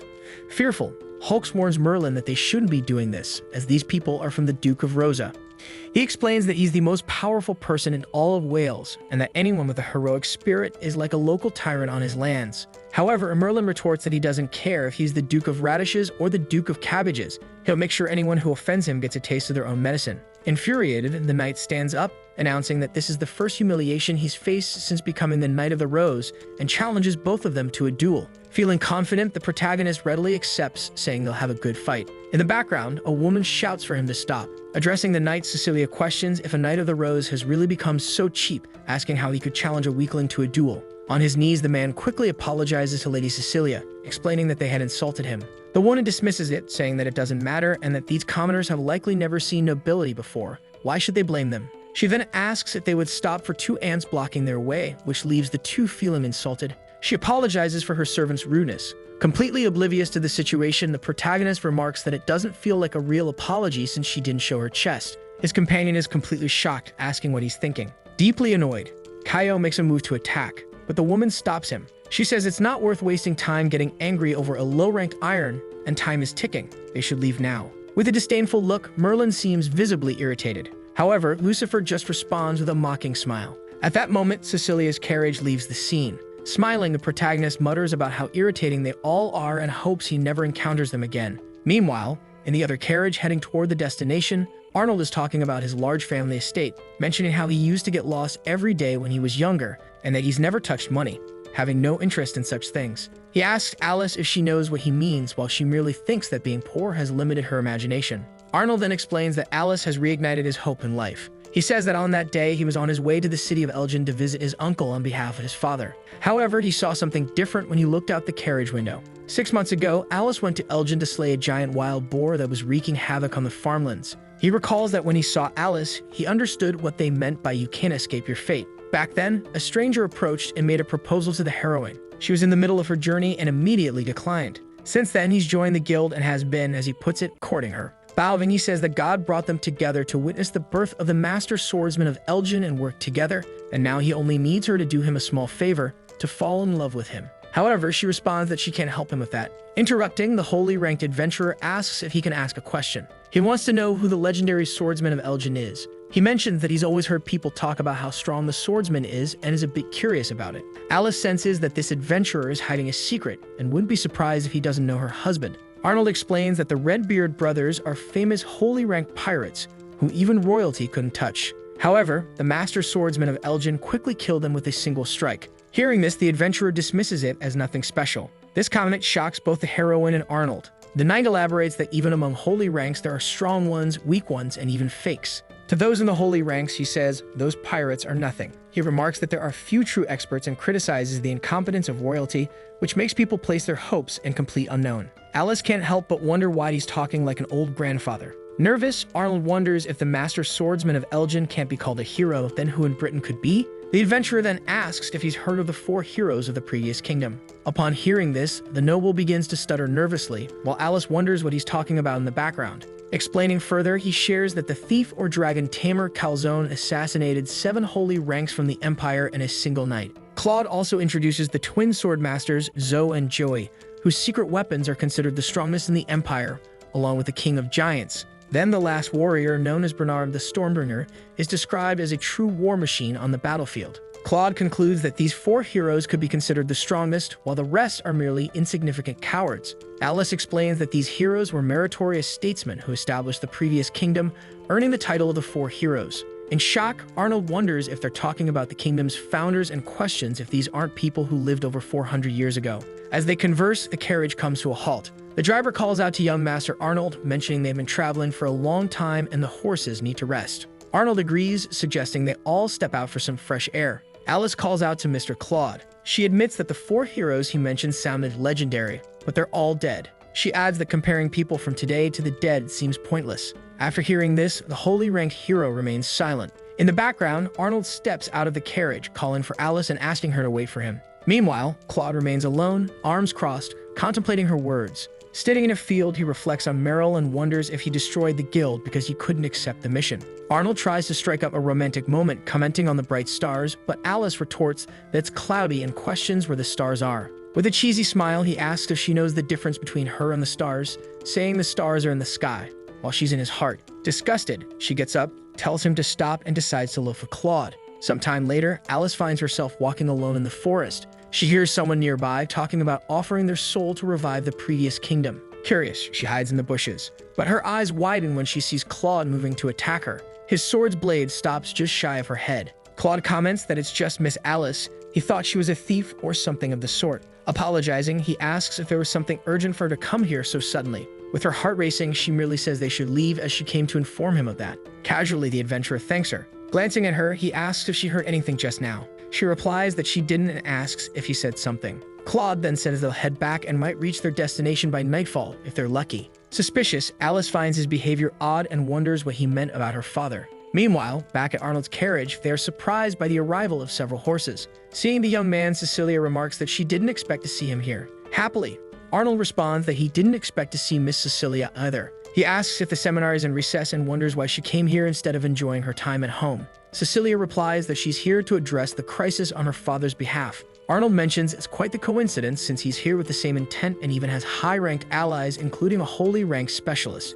Cecilia is visibly shocked, surprised to hear that there's a holy ranked member in his party. Suddenly, Arnold's driver calls his attention, pointing to the side and urging them to look. Arnold glances over and sees a large group. It's a herd of flaming rhinos, gregarious magical beasts of mid-rank that migrate south every autumn. This herd of flaming rhinos is charging toward the nobles. Both Arnold and Cecilia are struck with fear and anxiety. Their horses begin to neigh in terror. One of the knights shouts orders, telling everyone to protect the lady. He instructs them to use their lances from afar and their swords up close, but under no circumstances should these magical creatures get near Lady Cecilia. In a panic, Arnold wonders about Miss Alice and Mr. Claude, questioning where they might be. Meanwhile, the herd of flaming rhinos continues their relentless advance. Demonstrating another form of magic, Cecilia activates a full sacred light arbitration. The spell cast by Cecilia indeed benefits all the knights in her troop. Kaya shouts that they must not allow these creatures to harm the lady in any way. Suddenly, someone appears amidst the knights. It's a troop from the rank-stand adventurer who intervenes in the battle.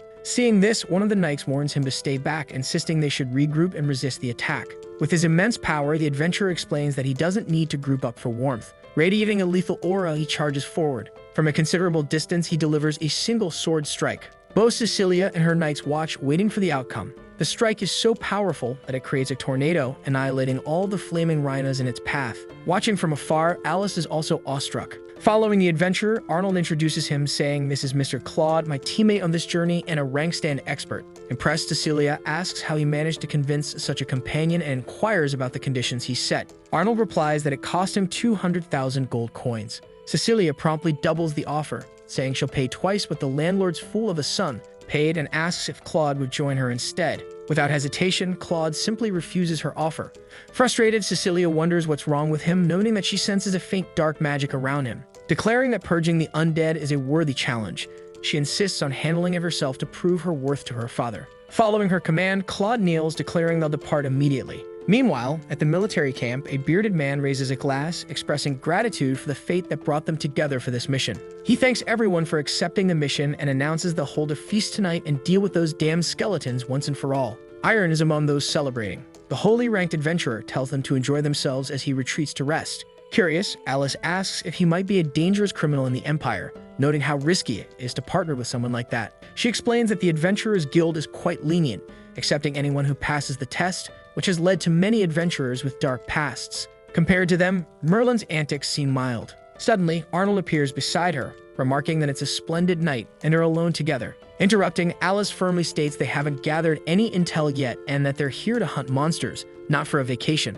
Disappointed, Arnold slumps, saying it's a shame. While he thinks it'd be great if Hobbs, the intelligence specialist, were there, he remembers that despite being annoying, Hobbs knows a lot. Spotting Merlin, Alice stumbles backward. Nervous, she asks how they got there when they set off after them. Arnold then questions if this isn't her rival who stole Liz's chastity. Touching Arnold's face, Alice clarifies that nothing like that happened and that they shouldn't say such things. With his notorious reputation among women, Merlin remarks that the village is just a facade hiding his illustrious past and asks if they'd like to join him. Seeing this, Alice calls him the idol of middle-aged women. Approaching the table, she gets everyone's attention. Crossing her arms, she asks everyone to clear the way as they need to discuss something. The girls grumble about the heroine while Merlin asks her if she's just arrived. Alice explains that they encountered some setbacks on the way which delayed them, then asks how he managed to get there. Smiling, he says it's all thanks to Hobbs, a living map, and bets she never expected them to take a shortcut on their donkey. Frustrated, she starts punching him, calling him a bastard. Merlin laughs, mentioning that with some urging from behind, the donkey runs faster than a horse. Suddenly, someone steps up beside them, catching Lucifer's attention. With tissue stuffed up his nose, Arnold announces that Merlin is indeed brave. However, regarding his love for Miss Alice, he declares he'll never lose to Merlin. Merlin wonders aloud what's wrong with Arnold's nose. Grinning, Arnold says it's the mark of love. He confesses it's the mark of love for Miss Alice, forming a heart with his hands. Confused, the blonde questions if he has a problem. Then Alice asks if he only just realized that now, explaining that he is very slow. Correcting himself, the boy then says he meant that only those with problems would like the girl. Hearing this, she becomes deeply irritated and warns him that if he says one more word, she'll knock him down even if she can't beat him. From a distance, Arnold comments that Merlin proved he's still a man by coming here and begins to anticipate his rival in love, but states that this is the end as Lord Claude will dress and break the dead. Hearing all this discussion, several people wonder if it's about rivals over the woman and comment that they should fight, saying it's quite youthful. Nervous, she approaches the noble, commenting that she's going to search for some information now and that he needs a lot of help. She then suggests that he go back and rest. With the young man deeply in love, he asks himself if she's concerned about Fafner being tired and comments that she is kind and caring, loving her even more. Intervening in the conversation, a drunk man says Arnold has a thing for small chests and claims he's a boy with truly unique taste. At that moment, Alice prepares to hit the man. Landing a direct punch on his torso, she asks if he wants to die or live. Changing the subject, she asks Hobbs if he knows anything about Denbighshire. Responding, the man says he does, but needs money. Then she thanks him for the help and explains that she collected a lot of information and reached some conclusions from it. Starting to explain, she says that it's a tomb of the Prime Minister of the former kingdom in the forest to the north, a 3-layered underground labyrinth in total. She says that this Prime Minister was actually a necromancer, and that these skeletons and undead were probably summoned by him. The standing army was fighting against these undead within the forest and was waiting for the capital to send some people, but from what she sees now, it's difficult to handle. Hearing these theories, the boy begins to think about the former kingdom. Meanwhile, inside an illuminated tent, the saint-ranked adventurer seems to be meditating or doing something similar. Suddenly, he begins to grow very restless. With a serious expression, he speaks about the welfare of the revival of the former kingdom. Sometime later, everyone is sleeping in their respective tents. As for the Saint-class knight, he continues wandering. Going to a sort of barn, he opens the door. Curious, he decides to peek inside. Then a knight enters the place. As he runs towards him, the heroine thinks she knew he was suspicious. The third member is also awake, the redhead, who is taking care of basic physiological needs. He then spots the heroine entering the barn. A bit drunk, he wonders if it's not Alice. Trembling, he tells himself that during the night, maybe it's just imagination. The knight continues climbing higher and higher up a sort of mountain. Hidden in the bushes, the heroine just watches. She wonders if Claude is crazy and questions if he can resolve this crisis alone. She realizes that this seems to be the entrance to the labyrinth of the Linder ground. A day passes already in the morning. Inside one of the tents, Arnold observes a scene in complete shock. From what we can see, it appears to be the protagonist snoring next to Alice. Crying in despair, he pulls off the blanket and hopes that Alice will say she was forced to do this. However, on closer inspection, he realizes it's the blonde hugging some kind of large pillow. Confused, the man begins to realize his mistake. At that moment, the former Demon King wakes up and stands. He tells Arnold that if he does that again, he'll send him straight to hell and explains that there's no difference between him and the blanket. Nervous, the noble comments that the lady is missing and states that he can't find her anywhere. Desperate, he says that Lord Claude is also missing and wonders if he's the one who kidnapped Miss Alice and ran away. Scratching his head, the redhead says he saw her yesterday and wonders if she went to the tomb in the forest to collect the reward. Seeing this, Lucifer says how dare she break the rules and do something like that behind his back. He then says he won't let her get away with it. Understanding what's happening, the redhead grows worried and starts to speak. But the blonde interrupts, smiling, saying that he's right and that he'll go to the tomb too. Worried, the man states he shouldn't be reckless and that an iron rank like him will only cause more problems than help and that they should all go together. Fueling his pride, Lucifer says that the money for helping is not his goal. He tries to explain that this time the enemy is the undead, so he cannot use them to extend his life and therefore must pursue a high reward soon. Surprised, Arnold comments that Merlin is getting serious about Miss Alice and that, as his rival in love, his imposed mode should be approved. Meanwhile, in the second layer of the underground labyrinth, the saint-ranked adventurer is wandering through the corridor. Waiting for Alice, he thinks that this labyrinth is so complicated that he wouldn't be able to find his way without following Cloud, but he finds it strange and questions why Cloud is so familiar with this place. He wonders if Cloud has been here before, if he has a map of this underground labyrinth, and if he has some connection to the former kingdom's prime minister. Besides that, there's another problem in this whole equation. Looking to the side, he notices signs of battle, and they're fresh. Apparently, someone passed through here. At that moment, some type of force approaches. It's actually two skeletons that seem to be guarding some kind of gate. Both will, however, face Cloud.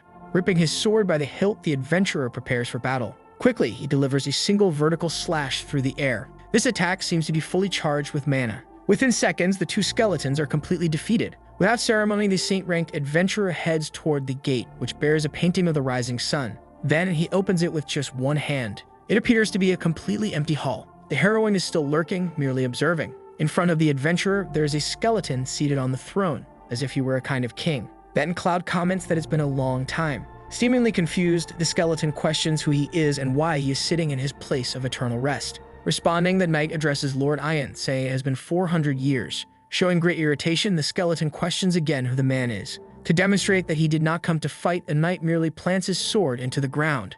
Then he asks the skeleton if he remembers the Empire's Storm Warrior, commenting that the man has grown old. Surprised, the skeleton says the name Bernald, questioning if the man hasn't died long ago. Explaining, Cloud says that the 4 heroes were revived by the prince with dark magic and are now functioning as undead. Then the skeleton also asks if the prince hasn't died. The knight explains that the prince was lucky and escaped when the former kingdom was destroyed. Since then, he has used dark magic to drain elf blood in place of his life, allowing them to see the light again. Changing the subject, the skeleton confronts him, asking what he is planning to do. Pointing his finger, he explains that they need an even stronger power to unlock the kingdom and revive the former kingdom. Therefore, the skeleton must hand over the key he is protecting. Then the undead understands that he has come only to retrieve that key. Angry, he says that if the ancient kingdom had signed a contract with Satan, their kingdom would not have been destroyed, and that hell is not trustworthy. Then he questions why Cloud still stubbornly follows the wrong path. Arguing, Claude says that there's no need to sacrifice something for power, and that, as acquaintances, they should not fight. Then he asks for the key again. Exuding a lot of dark mana, the skeleton refuses. Also releasing a great amount of mana, the knight apologizes for being rude. Annoyed, the skeleton reproaches him, invoking Bernald, saying that the greatest honor for a warrior is to die on the battlefield, and that he has forgotten the words he once spoke. Then the knight explains that the most important thing to him at the moment is to revive the kingdom. Drawing his long sword, he prepares to strike in an enormous battle that is about to begin. Both undead, very powerful, go into a direct confrontation, attacking head-on. Seeing this immense amount of power, Alice simply stays quiet, observing. Meanwhile, in the first layer of the underground labyrinth, the protagonist is walking around the place. Nervous, he realizes that something feels strange. Placing his hand on his waist, he states that he is lost. He understands that this is bad, as someone could claim the reward before him, meaning he would have wasted his time. However, he remembers that Hobbes mentioned the labyrinth having several layers. Looking at the ground, he starts to form an idea. He says this is a bit impossible, but that to catch up with Alice, he has no other choice. He then prepares to strike the ground with his rod. With just one punch, he causes an enormous impact. Several skeletons below ground are looking up. The blow is strong enough to completely destroy them. Furthermore, it doesn't just create a small hole, but a crater spanning multiple layers. Laughing, she comments that this is faster. Already on the second layer of the underground labyrinth, Cecilia is using her magic, saying for the holy light to expel the evil. This light blinds the skeletons. At this moment, the knight orders his men to attack. Nervous, the noble wonders why they weren't told in detail about the strength of the monsters in this place and that they're doomed if things go wrong. Additionally, the knights seem visibly tired. Irritated, she tells herself that all she wants is her father's approval, wondering why it's so difficult. Kaio starts to explain what they should do, but His Majesty tells him to be quiet as he already mentioned they can escape. Hesitantly, the knight explains that he will go back along the path they took long ago and that there is still an exit. At that moment, Cecilia commands them to press on. She explains that they can escape while she develops the structure of the labyrinth and that they must trust her. She thinks that although the sacred light can expel those who mark the dark creatures, her mana won't last long. Then she prays for the goddess Maria of Light to protect them. Walking through the labyrinth, she notices a crack. Looking to the side, she sees something strange. From the debris on the ground, a skeleton emerges, pulling her by her clothes. Startled, the noble drops her weapon. One of the commanding knights comments that the holy light has disappeared and that the monsters are approaching, questioning what they should do. Fallen to the ground, the woman tells the skeleton not to come closer and begs someone to save her. With a terrifying gaze, the skeleton prepares to finish her off. Then suddenly, a spear is thrown in its direction, striking it directly. Her knight ends up saving her, and without raising his hand, he asks if she is all right.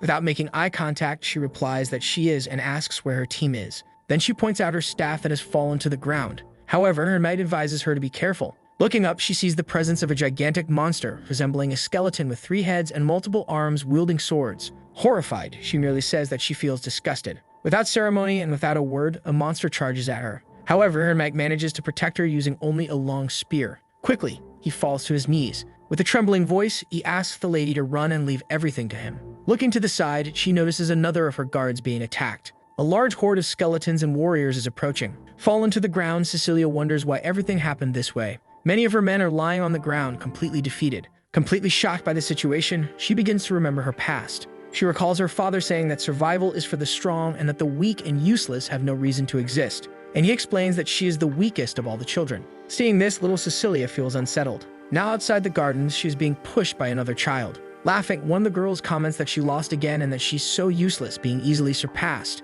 Then she questions if she really deserves to be the eldest. Leaving, she says she doesn't want to acknowledge it. Little Cecilia begins to cry. Someone then appears, asking the lady how she traveled, and without his hands, asks if she is all right. Being a skilled knight, he helps the girl to stand. Sometime later in the training field for new recruits, Kaio ends up being hit in the face. He is being punished by a man who says he had already warned that anyone who didn't complete the exercises today would get hit. Crying a lot, Cecilia approaches, calls out to the instructor, and gently asks him to stop and to spare the boy. Then a few years pass. Kneeling, the young man calls out to Cecilia, gently asking her to allow him to be her knight and promising to give his life to follow her. Seeing this, the girl was a little impressed, but she quickly starts to smile, embarrassed. Holding the sword, she accepts, saying she will allow him to be her knight. She understands that they are both very weak and that they are just 2 pathetic creatures, drawn to each other to seek warmth and live. A bit later in the winter, bundled up, Kaio continues training with his wooden sword. Curious, Cecilia asks if he has already reached a high rank and wonders if he's tired of training so much every day.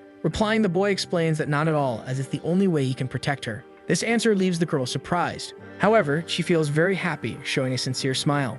Cecilia then thinks that she is a necessary being in the family, and that her father decided to reuse the waste by marrying someone from a distant place, questioning how Kaio will protect her. Returning to the present, the man continues fighting against the skeleton. The battle seems to be very intense for both of them. Nervous, the knight asks Cecilia why she isn't running, insisting that he will hold them off. Irritated, she says that's nonsense and that they should run together, as that way they have a chance to survive. She explains that this knight wishes for a humiliation if she's in danger, then gently asks her to flee and survive. Cecilia calls him an idiot for still thinking of chivalry in such a situation. Without waiting for the conversation, the skeletons rush toward them both. However, Kaio's attack completely destroys them. He claims it's an honor to fight to the end for someone he loves. The 3-headed skeleton then begins to grow deeply irritated. Preparing for battle, Kaio states that this is a decisive showdown and that he will remain loyal to the end. Charging forward, he begins to deflect multiple attacks with his spear directed at the giant zombie. He then manages to strike the central head, destroying it completely. Seeing this result, the young man smiles.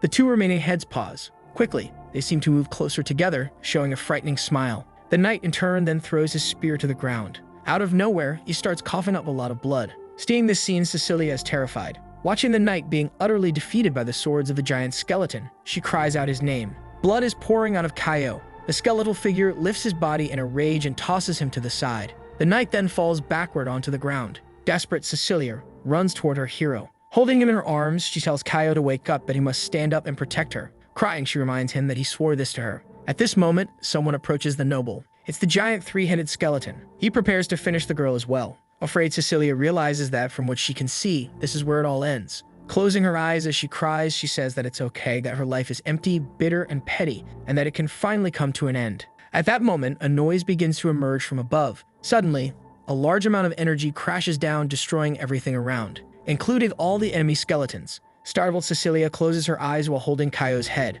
Upon opening her eyes, she sees the dust settling and begins to look around. Mel then comments that it's been a long time since he used a real punch. Rubbing his neck, he wonders if he's actually feeling back pain. Perplexed, the woman wonders if the iron-ranked adventurer from yesterday is really there and questions why he's here. Looking back, the protagonist notices the noble's presence. He then comments that this is quite a coincidence. Smiling, he asks if the arrogant one is the eldest daughter of the Rose family and why she looks so devastated. He explains that they had been here for a long time and that when they were deep in the second layer, they were attacked by strong undead. Looking to the side, Lucifer questions why she entered there when she's a priestess unable to handle so many undead. Hesitantly, the woman explains that she wanted to prove her strength to her father. In response, the hero merely laughs and she asks why he's laughing. Placing his hand over his face, he comments that he finds it ridiculous and questions why she feels the need to prove this to others. He declares that she has proven herself to be a fool. Spreading his arms, he explains that all her men died for a stupid reason, and that if she were of the demon race, a leader like her would be considered incompetent, as the enemy wouldn't even need to act.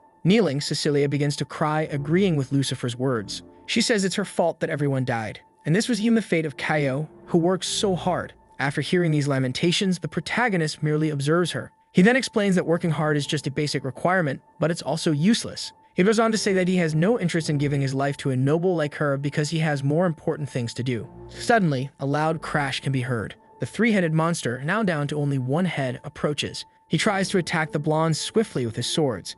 Concerned, Cecilia calls out to him, telling him to be careful. Scratching his head while smiling, Merlin wonders if there's armor to mock them and asks himself why there are always people who provoke him. Suddenly, he grabs his sword without unsheathing it. In seconds, he completely obliterates the monster, making it explode. Confidently, he smiles and questions how that trash, which had already died once, could attempt to fight him, saying it's simply ridiculous. Then he says that the undead are truly annoying because no matter how many he kills, they will never extend his life. Surprised, Cecilia questions what's going on and wonders why so much power in a casual move would really belong to an iron-ranked adventurer. Looking at her knight, she realizes that if she doesn't ask for help, both hero Caio and she will die here. Walking over to the hero, she gently asks him to rescue them. Being a bit mocking, he asks the girl why he should help them. Stammering, she replies that she can offer a reward. Thoughtfully, the boy understands that the noble must be wealthy and wonders if he shouldn't ask for a hefty sum as payment. He thinks of 500 gold coins and considers it fair. Reacting to her offer, he says there should be a reward and asks if she understands what he means.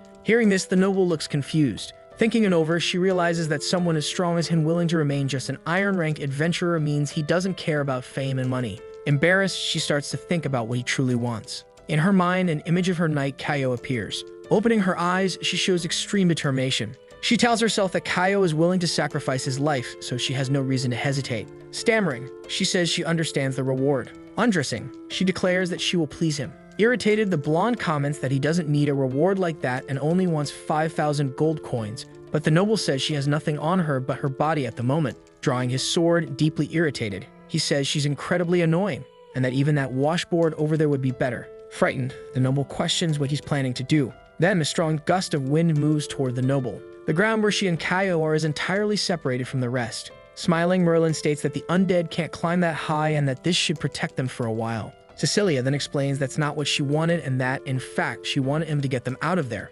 Arguing, Lucifer says he's already being very generous and that the moment is quite busy. Then he tosses something towards the blonde, asking if it belongs to her. It's her magic staff, which she uses with her mage powers. With a strange smile, the protagonist comments that her knight is still alive and asks if she knows what to do as a priestess. Determined, she thinks that she doesn't need anything, but she can't lose Caio. Looking down, Cecilia notices several skeletons watching her. Worried, she asks the hero if he can get them out of there, as there are too many undead around. But the boy explains that there's no need to worry, as he'll return and keep his promises. While walking through the labyrinth, he understands that there's only one layer left and hopes that Alice is being beaten so hard that she can't retaliate. Soon those gold coins will be his. Meanwhile, some kind of rumbling is happening in the labyrinth. Hiding, Alice observes and thinks it's no wonder that Claude speaks as if he were seeing the previous sky, as he directly says that the heroes of the former kingdom are true specialists. In this case, Claude is fighting this undead skeleton. The heroine then questions what she should do and thinks that he was just some other important criminal, but never imagined it would be this complicated. She realizes that she needs to report to the guild master when she returns and that it's still time to withdraw. In the battle, the skeleton calls out to Bernard, asking what's wrong with him, if he has aged, stating that his movements have slowed and that it's disappointing. However, the saint-ranked adventurer continues his battle, holding his sword. He then declares to Yank that, for a long time, he's been able to maintain his arrogance. Spinning his longsword, he prepares to strike. Charging forward, he begins to deliver several apparently powerful attacks, but the skeleton says he's a fool. Summoning a type of ally, the giant skeleton says he will show his secret weapon, and then calls for the Skeleton King. Hearing this, the adventurer is startled. The ancient skeleton declares that he can't dodge this. The giant hand moves toward the knight and crashes into him. It slams into the ground, breaking everything in its path. Then a huge skeletal head emerges. As it rises from the earth, it's clear that it's at least 4 times larger than its creator. Angry, it asks if he still dares to underestimate him while being carried by his creation. Now weakened, the man still has to hear that his strength remains as it was 400 years ago, meaning he has no chance of winning. He plants his sword into the ground and points at his opponent, saying he only needs one strike.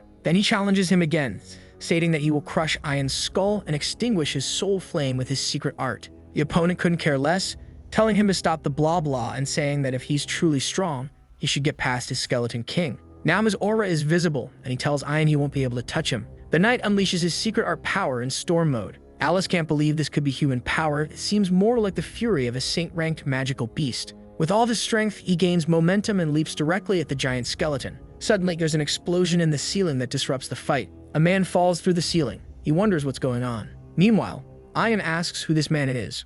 Of course, it's the magnificent Merlin, arriving in grand style and just in time to join the fight. He asks the saint rank if Alice didn't come with him. Confused, the knight wonders how this iron rank didn't stay above. Nervous, Alice wonders why Merlin is there and thinks about how reckless he is to cross the entire labyrinth like that. The problem now is that the knight will have to kill all witnesses to keep the kingdom's revitalization a secret. The skeleton asks Lucifer who he is and how someone as irrelevant as him dares to enter the place of eternal rest. Then he commands them to reduce the blonde to dust. But no one expected him to have a powerful shield. They're shocked as soon as they see this power. And so they both understand that magic cannot approach him, and he should not be underestimated. The girl recalls times when the church suffered greatly because of this. Confused, he asks the skeleton why it attacked him when he hadn't even done anything yet. Still puzzled, he asks who this guy is and what he's done. The answer is simple. He doesn't need to know because he's just a skeleton worth 5,000 gold coins. Furious, Ian questions how he dares to insult him like that. He charges into the fight. Our protagonist just gives a little smirk,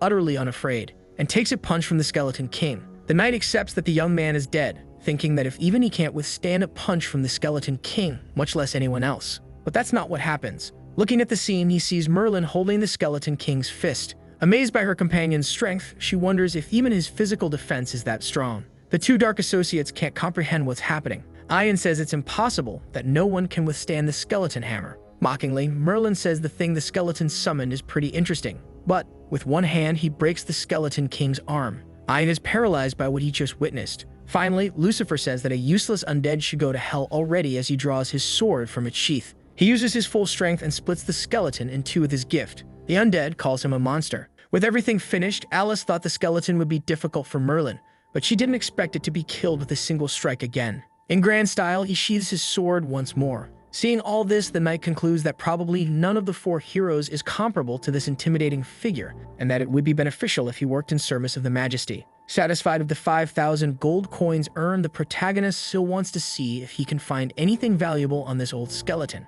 As he's wandering, Merlin finds the key on the ground before the knight could grab it. He picks it up, finding it very interesting. The knight thinks about how crucial this key is for the kingdom's revitalization, and that it must not fall into other hands. He then calls Merlin and asks for the key. The brazen blonde questions why he should hand over the trophy to the knight, and an unexpected response comes. The knight offers 200,000 gold coins to buy the key. Not believing the key is worth 200,000, he's already imagining spending it all on horse bets. Just as he's about to accept the offer, he's interrupted by Alice, who says he can't hand over the key, and explains that the knight isn't a living person. Instead, he's one of the four heroes who died long ago. The protagonist asks if he's an undead, and she confirms, saying they were guardians of the former kingdom, revived by magic, and plan to restore the old kingdom. Cecilia continues, explaining that Claude came here specifically for this key, that there must be a big secret hidden within it, and she urges Merlin not to hand it over. Merlin murmurs about the big secret, betting that it's a very valuable treasure that will pay off all his debts. In his thoughts, Claude concludes that to ensure the plan's success, both of them must die.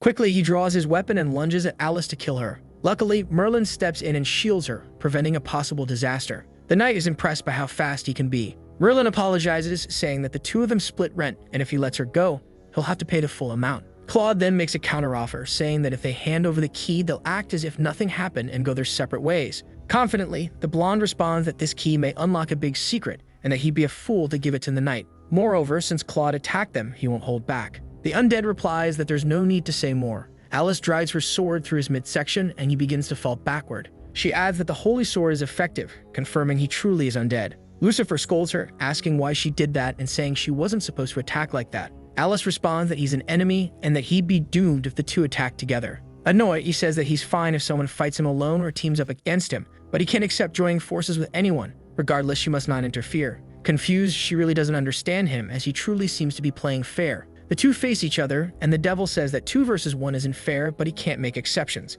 In a 1 versus 1, he will sincerely admit his defeat. The knight finds this talk nonsense and thinks it's not as if he doesn't have a chance to win, he just needs to finish them off one by one, risking his life. Claude removes his helmet, revealing his face. His opponents are disgusted. With half of his face disfigured, he says that if anyone asks who is the strongest of the 4 heroes, it would be him, without question. The protagonist responds with a question, asking if it's meaningful to surrender to past glories. Annoyed, his opponent says that he can't defeat a true saint rank just because Merlin knows a few sword moves. Provoking him further, Lucifer laments that Claude won't get the chance to voice his regrets afterward. Not everyone is as lucky as Alice. Alice disagrees, saying that in fact she's very unlucky to be with Merlin. The battle begins with the zombie knight activating his storm mode. The pressure is stronger than before, and it seems that Claude recognized Merlin's strength as he decided to take the fight seriously. The devil only laughs confidently. Claude declares death is enemy in the name of the 4 heroes. He leaps toward Merlin, saying he will take his head with him. But just by looking at the knight, he freezes.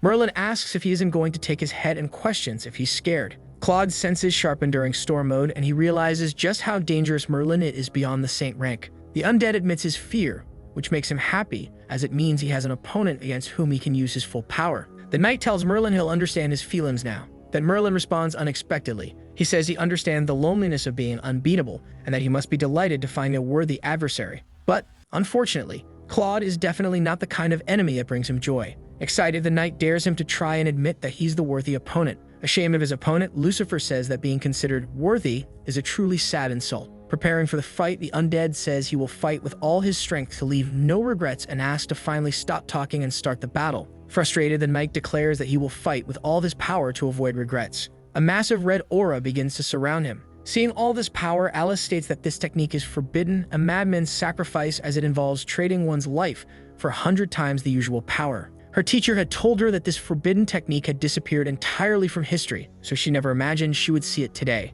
With arms crossed, Merlin comments that it looks interesting. A whole red aura begins to take over the environment. Seeing this, Alice starts to feel so nervous that sweat runs down her face.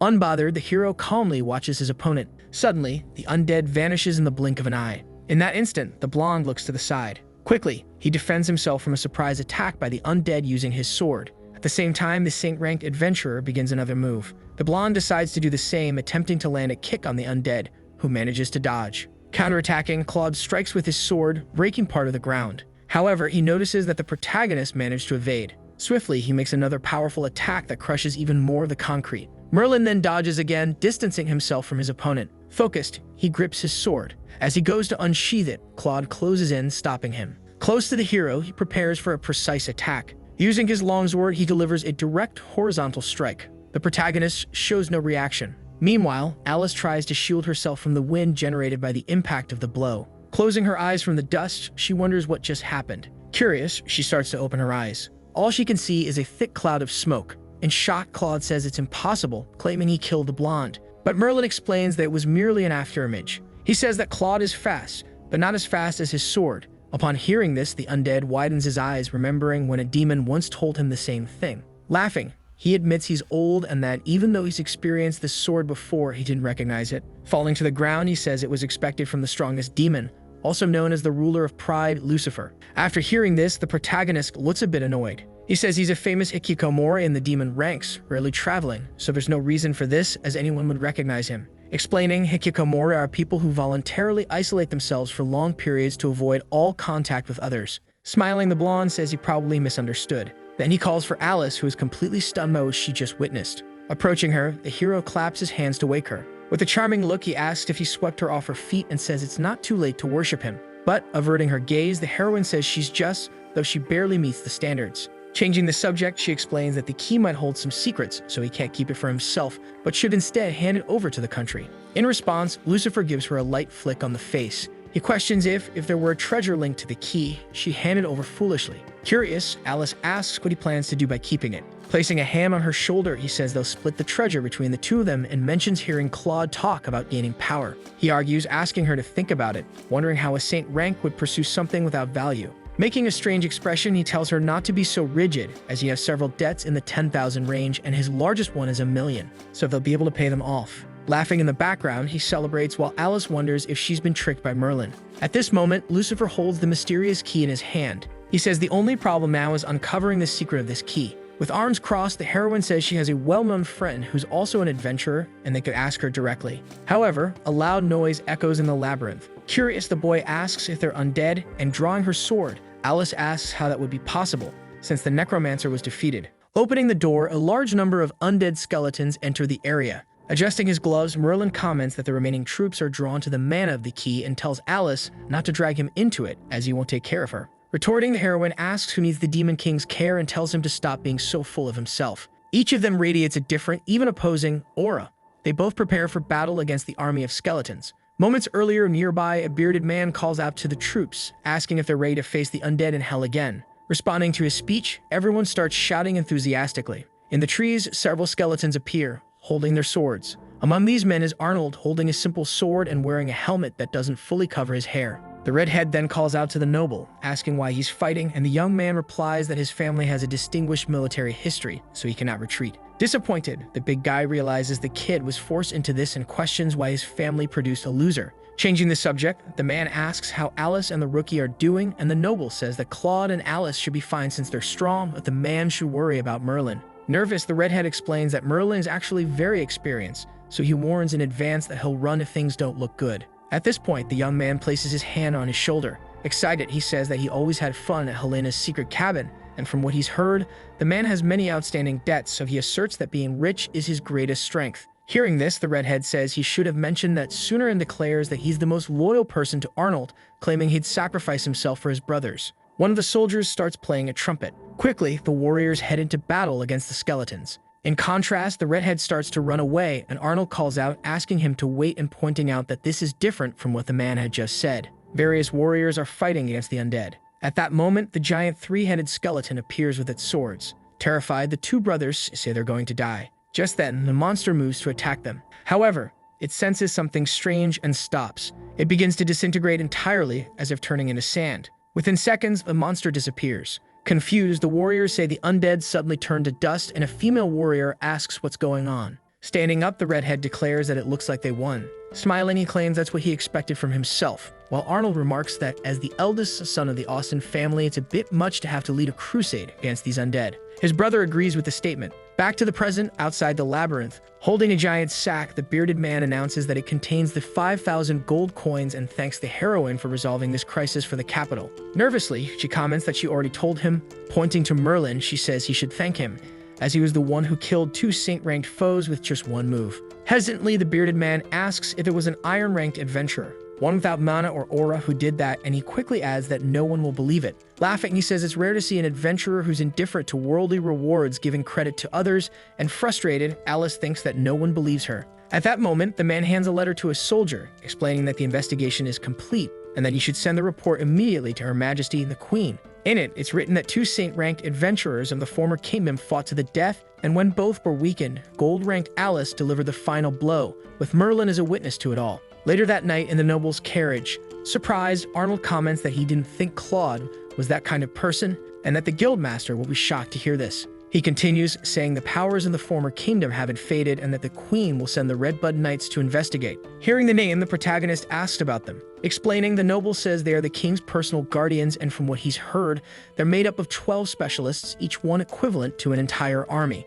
Arnold says he never thought someone like Claude would be around him, and his brother explains that it's normal, as adventurers don't ask about each other's pasts. Hearing this, the blonde says he was the great demon king of the first demon palace and asks the noble if he's scared. Laughing, the redhead asks Lucifer how much he's had to drink as he's bragging again. Then he says demons are somewhat frightening and often defeat the church's expedition army. He states they wouldn't be able to stop them if they decided to attack here. Curious, the protagonist questions the redhead about where he heard that demons would invade human territories, and he responds that it was from the church. The blonde explains that demons don't invade others without provocation, and that it's always the church organizing an expedition against the demons, never the other way around. At that moment, the man realizes he has a point. Smiling, he tells Alice that's why church extremists only know how to preach, and she says she knows nothing about it. Starting to understand, the redhead then asks why the demons didn't migrate south and align with the kingdom like other races, since it's not a place for non-humans. In response, Melly explains that the evolution of this world can be divided into 4 eras.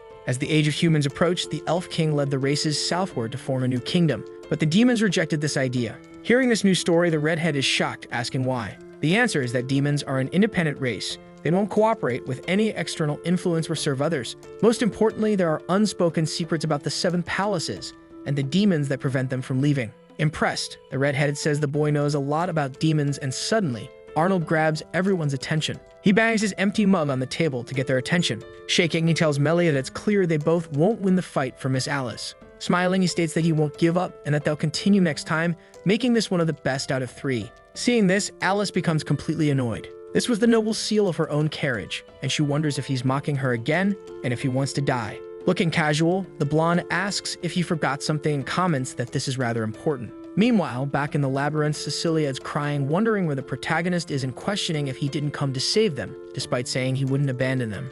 So the video ends here. If you don't want to miss the next part, activate the notification bell, and see you next time on Tob's channel.